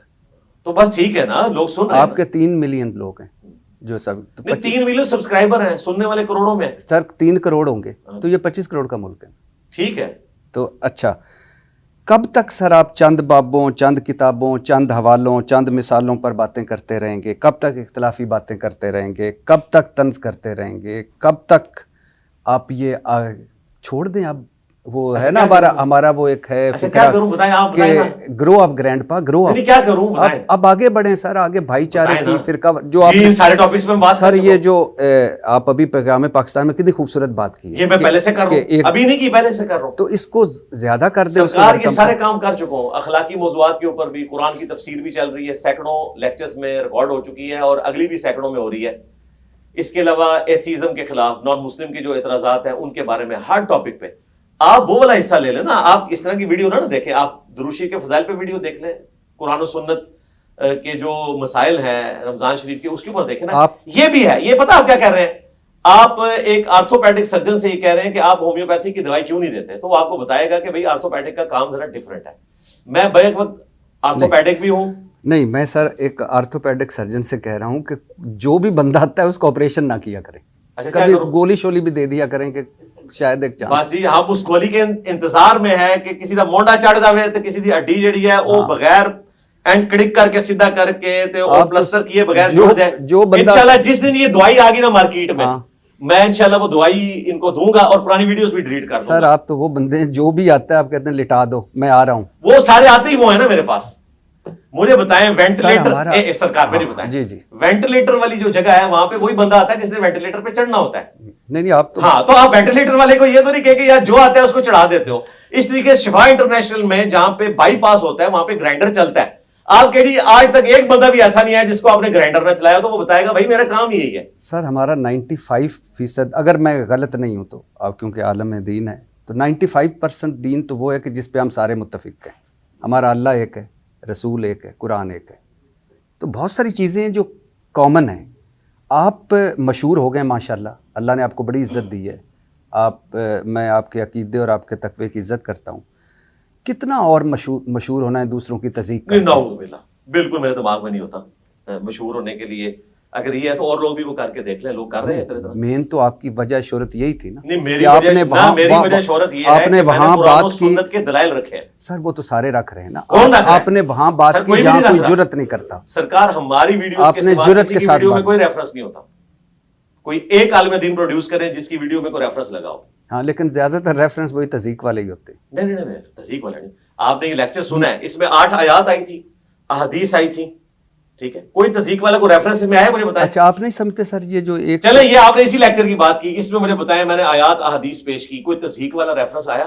بہت سارے سر, اس میں درمیان میں وہ جو تیری منجی ہوں ٹھکے گی, تیری منجی اسی ٹھوکاں گے, کس نو کیا ہے جن کوئی نہیں, بالکل پوری ویڈیو میں اس طرح کا کوئی اچھا جملہ اگر اس ہو گیا ہاں کہ اس ویڈیو میں کوئی میں نے کسی بندے کو مخاطب کر کے کہا میں تیری منجی ٹھوکوں گا؟ نہیں, ساروں کو جو منجی ٹھوکنا تو ایک محاورہ ہے نا جی. اچھا یہ تو غلط بات, منجی ٹھوکنا کیا ہے, کوئی نیگیٹو محاورہ نہیں ہے. آپ تو یہ سارا بولا جا رہا ہے, منجی ٹھوکنا کوئی ولگر معاملہ نہیں ہے. جب چولہے ہل جائیں تو اس میں آپ اسپیسرز ڈال کے اس کو سیدھا کیا جاتا ہے. آپ کو کیوں لگتا ہے آپ کے علاوہ ساروں کے چولہے ہلیں گی؟ نہیں میں نے ساروں کی تو بات ہی نہیں کی ہے.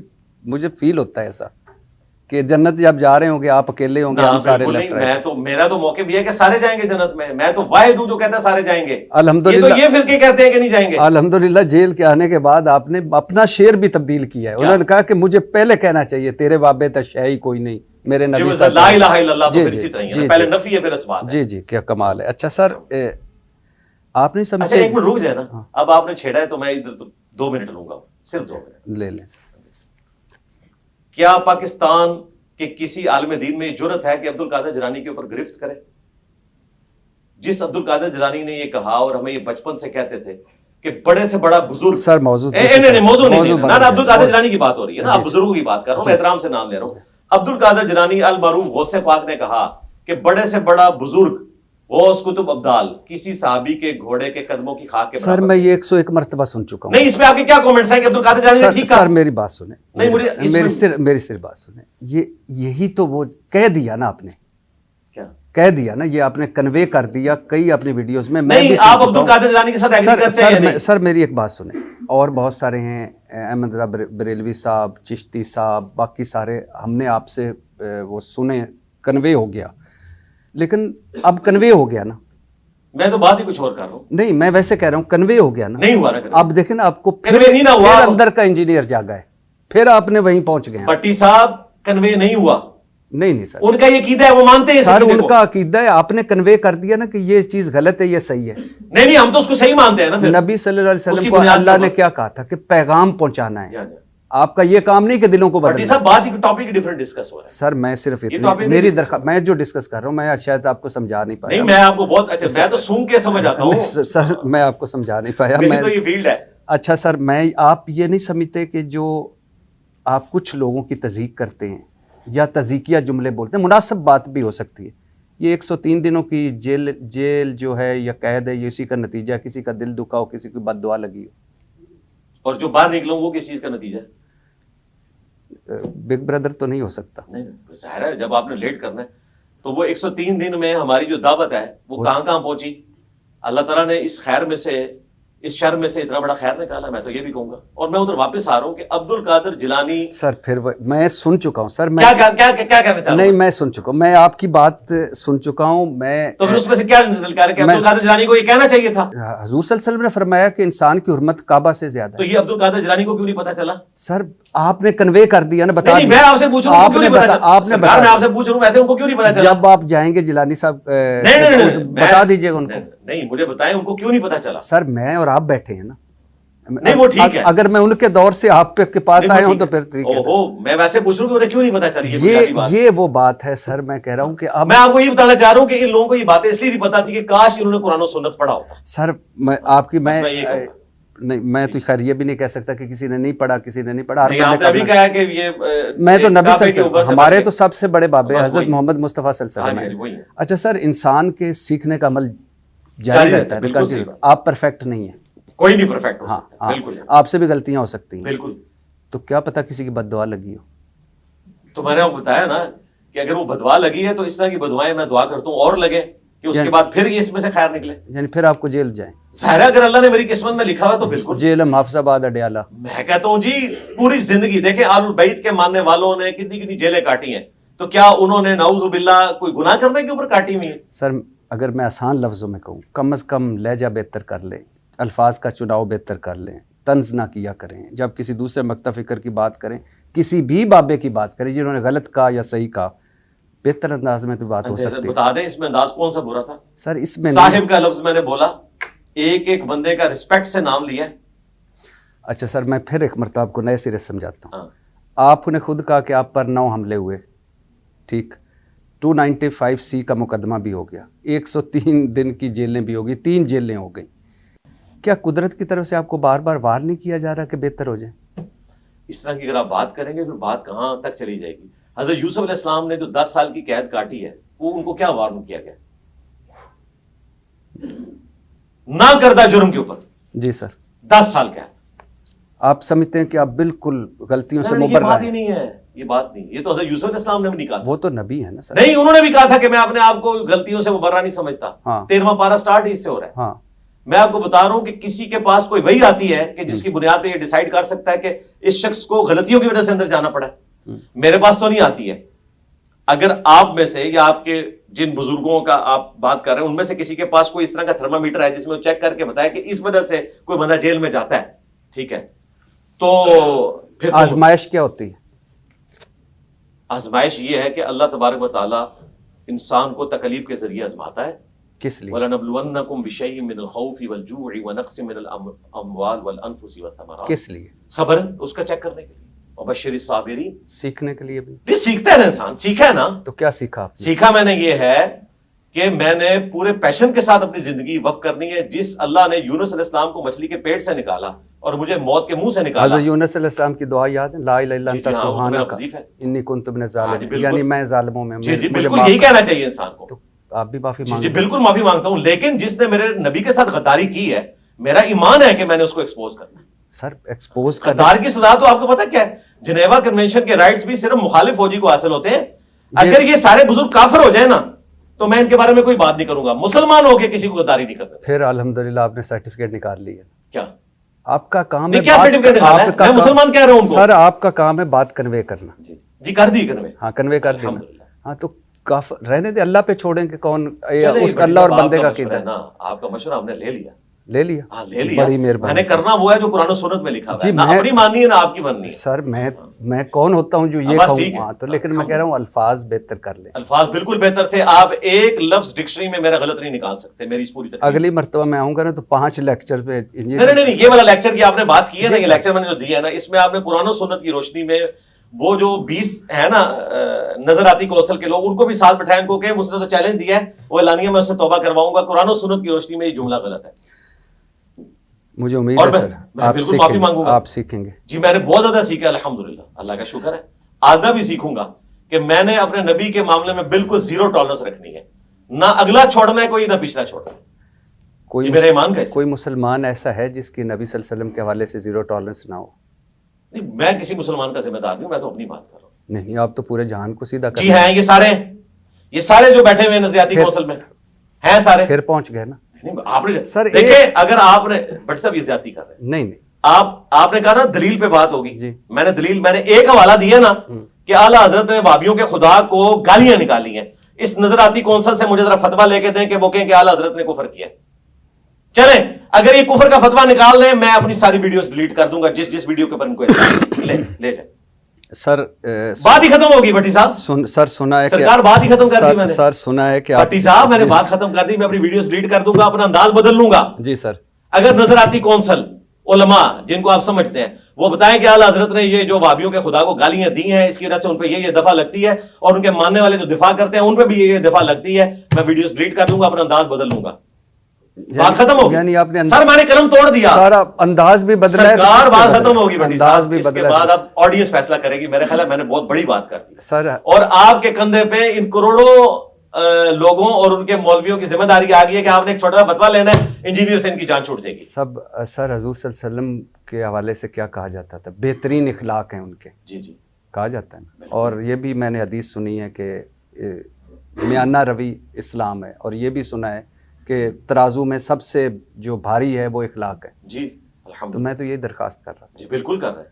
اچھا سر عمر سے بھی آپ نے یہ درخواست کرنی تھی, جو تلوار نکالتے تھے یا رسول اللہ اجازت ہے اس کا گلا کاٹ دو, ان سے بھی آپ نے یہ اخلاق کی ڈیمانڈ کرنی تھی. سر حضرت عمر نے تو یہ گمراہی دیکھی نہیں ہے جو آج آئی ہوئی ہے مسلمانوں. حضرت عثمان رضی اللہ تعالیٰ عنہ بھی تو تھے نا. نہیں تو ہم آپ نے اسی لیکچر میں کہا کہ انہوں نے کہا کہ ان کے پیچھے نماز پڑھ لیں جو نیک کام. تو نماز تو ہم پڑھ رہے ہیں نا. نہیں میں ویسے کہا برائی میں لگ رہو. ہاں برائی میں لگ تو ہم برائی میں لگ گئے نا. ہاں لیکن نیکی میں ساتھ دے رہے ہیں, چندے ان کو دے رہے ہیں, میں نے کو مسجد میں لاتا ہے بنائی, صرف برائی میں لگ رہا ہوں. ان کی برائی یہ ہے کہ یہ کہتے ہیں کہ جی وہابی کافر ہیں. میں کہتا ہوں نہیں, وہابی مسلمان ہے. یہ کہتے ہیں جی شیعہ کافر ہے، میں کہتا ہوں شیعہ مسلمان ہے، میں برائی میں شریک نہیں ہوں اللہ کی مدد سے. اچھا سر، سنا ہے کہ آپ جیل میں لمبی پلاننگ کر چکے تھے اور آپ کو لگ رہا تھا کہ 2 سال 3 سال آپ کو رہنا پڑے گا. ہاں، میں نے اپنے آپ کو یہ سیٹسفائی کیا تھا کہ اگر ایسا ہوا تو میں اپنے آپ کو سیٹسفائی کر لیا تھا کہ میں نے اتنا کام کیا ہے کہ پیچھے سے جو بھی لوگ اسلام کے اوپر حملے کریں گے، چاہے مسلمانوں میں ہو یا نان مسلم میں اتنی ریکارڈنگ کروا لی ہے کہ وہ اس میں سے جواب دے لیں گے انشاءاللہ، اور دیتے رہے، آج تک دے رہے ہیں. اچھا، جیل میں جو آپ کو بلاسفیمی کے ملے، توہین مذہب کے قیدی ملے، اب کیا ان میں سے بہت سارے ایسے بھی ہوں گے جو بے گناہ ہوں گے، تو کیا ان کے لیے اب کچھ کرنے کا ارادہ ہے؟ دیکھیں وہاں مجھے اتنے زیادہ لوگ اس لیے نہیں ملے کہ ان کی چکیاں علیحدہ تھی، لیکن آپ اس عمل سے گزرے. ہاں، یعنی مجھے کچھ خبر مل جاتی تھی، کبھی وہ کھانا دینے آیا تو کوئی تھوڑا بہت پتہ چل گیا، ادروائز میرا انٹریکشن وہ نہیں ہونے دیتے تھے سیکیورٹی کی وجہ سے. باقی جو مجھے خبریں، یعنی ظاہر ہے کہ ان کے ریلیٹیوز کے ذریعے اور باقی چیزوں کے ذریعے جو میرے تک باتیں پہنچی ہیں، تو جو لوگ ان میں مظلومین ہیں جن کے ساتھ زیادتی ہوئی ہے، بالکل میں ان کے حق میں آواز اٹھاؤں گا اور اٹھا رہا ہوں. اور میں نے یعنی ان بڑوں تک جو لوگ فیصلے کی صلاحیت رکھتے ہیں اپنی آواز پہنچائی بھی ہے الحمدللہ. لیکن سر آپ کی ایک لیگل ٹیم ہے، کیا آپ نہیں چاہیں گے کہ اس لیگل ٹیم کو ان کی طرف بھی کریں کہ؟ جی میں نے بتایا ہے، حافظ صاحب کو بتایا ہے، جو ان کو وہاں پہ لیڈ کر رہے ہیں اڈیالہ میں، جو ایک بچہ قید ہے 2 سال سے زیادہ، 2 بچے. حافظ صاحب کون؟ حافظ طاہر ایوبی صاحب ہمارے. اچھا، آپ والے حافظ صاحب نہیں. اچھا، سنا ہے کہ آپ کے وکیل جو طاہر ایوبی صاحب ہیں، ان کو بھی دھمکیاں ملی اور انہیں بھی گھر بدلنا پڑا. ہاں، یہ سارے وکلاء کے ساتھ ہوتا ہے، صرف ان کا مسئلہ نہیں ہے. جو بھی توہین مذہب کے کیس لیتے ہیں نا، یہ نارمل چیز ہے کہ ان کو یہ دھمکیاں دی جاتی ہیں. اچھا سر، لیکن پھر یہ ہے کہ ان کا مرشد اسٹرانگ تھا نا، 1 مہینے بعد دھمکیاں دینے والے اندر ہو گئے. انہوں نے جو مرشد پکڑا ہوا تھا نا، وہ اسٹرانگ نکلا، وہ اندر جیل کی تنہائیوں میں دعائیں کر رہا تھا. غالباً آپ اپنی بات کر رہے ہیں، ان کے مرشد کی بات. تو آج سے تو آپ بھی مرشد ہو، ہے نا، مرشد پاک. نہیں، ہم وہ پیری مریدی والے مرشد نہیں، لیکن استاد والے درجوں میں تو مرشد ہے نا. ہاں کوئی شک نہیں. امام بھی ہیں، انجینئر محمد علی مرزا. EM کیا حسین اتفاق ہے. اچھا، کیا رد عمل تھا جب آپ کو معلوم ہوا کہ ضمانت ہو گئی؟ الحمدللہ، میں نے پہلا جملہ بولا الحمدللہ. کس نے بتایا تھا؟ حافظ صاحب نے بتایا تھا. اچھا، خود آ کر؟ جی. کوئی نہیں، فون کے اوپر. فون میں نے فون کیا تھا ان کو. آپ کے پاس کہاں سے نہیں، فون ہوتا ہے نا آپ کے پاس فیسلٹی، 40 منٹ آپ ہفتے میں گفتگو کر سکتے ہیں جیل سے، ٹوٹل 40 منٹ آپ کے پاس ہوتے ہیں. تو وہ اتفاقاً وہ 40 منٹ نہیں، میں نے سنبھال کے رکھے تھے، مجھے پتا تھا نا کہ اب منڈے کو میرا ہفتہ سٹارٹ ہوا ہے. اور ہاں جی، تو میں نے وہ اپنا ٹائم اور ویسے بھی میں اپنی فیملی سے تو بہت کم بات کرتا تھا، زیادہ تر میری حافظ صاحب سے ہی گفتگو ہوتی تھی فون کے اوپر، طاہر ایوبی صاحب کے ساتھ. تو ٹی وی پہ ٹی وی پہ تو نہیں دیکھا، کیونکہ ٹی وی پہ تو مجھے نہیں پتا کس وقت خبر لگی ہے، بعد میں لگی ہوگی. نہیں، مسلسل فوراً چل گئی تھی، اسی وقت چل گئی تھی جیسے ڈیسیژن ہوا تھا یا فیصلہ آپ میں آیا تھا. آپ فون لے کر کہاں بیٹھے ہوئے تھے وہ 40 منٹ سنبھال کر؟ وہ فون تو لینڈ لائن تھا نا. تو وہ آپ کے سیل میں لگا ہوا تھا؟ جی، وہ 3 چکیوں کا ایک مشترکہ ہے نا. ہاں، اگلی 4 چکیوں کا بھی مشترکہ فون ہے، اس سے اگلی 3 کا بھی ہے. وہ علیحدہ فون لگے میرے کو. اچھا، مجھے کوئی علیحدہ سے نہیں انہوں نے دیا ہوا، وہ فیسلٹی تھی. اچھا نہیں لگا کہ جس دن آپ کی بیٹی کی سالگرہ تھی اسی دن آپ کی ضمانت ہو گئی؟ ہاں، اچھا لگا. میں نے اپنی وائف کو یہی بتایا تھا کہ تمہارے لیے آج 2 خوشی ہیں، تمہاری بچی کی سالگرہ بھی ہے. اور ویسے واقعی بھابھی کو خوشی ہوئی تھی آپ کے آنے کی؟ ہاں جی، کیوں نہیں خوشی ہوئی. ویسے ہی پوچھ رہا ہوں. دیکھیں، میرے یعنی رشتہ داروں میں اور میرے چاہنے والوں میں اگر سب سے زیادہ کوئی تکلیف میں تھا تو میری بیوی تھی نا، میرے ماں باپ سے بھی بڑھ کے. کیونکہ ماں باپ تو اپنی لائف گزار چکے ہیں نا، زندگی تو اس کو سامنے پہاڑ جتنی نظر آ رہی ہے. سنا ہے آپ کی دادی بھی کافی آپ سے اٹیچ تھی؟ ہاں جی، وہ تو اللہ کی مہربانی ہوئی ہے. ان کی ایج اس وقت 105 ہے آلموسٹ. اچھا، تو کچھ عرصہ پہلے ہی نا ان کی وہ یاداشت کا ایشو ہو گیا کہ وہ بھول جاتی ہیں. تو شکر ہے 103 دن جو ہے وہ گزر گئے، ادروائز سب سے بڑی ہمارے لیے آزمائش یہ ہونی تھی. اور میں ایک بار پھر پوچھ رہا ہوں سر، واقعی بھابھی کو خوشی ہوئی تھی؟ کیوں نہیں ہوئی. سر مجھے آپ سے مل کر بہت خوشی.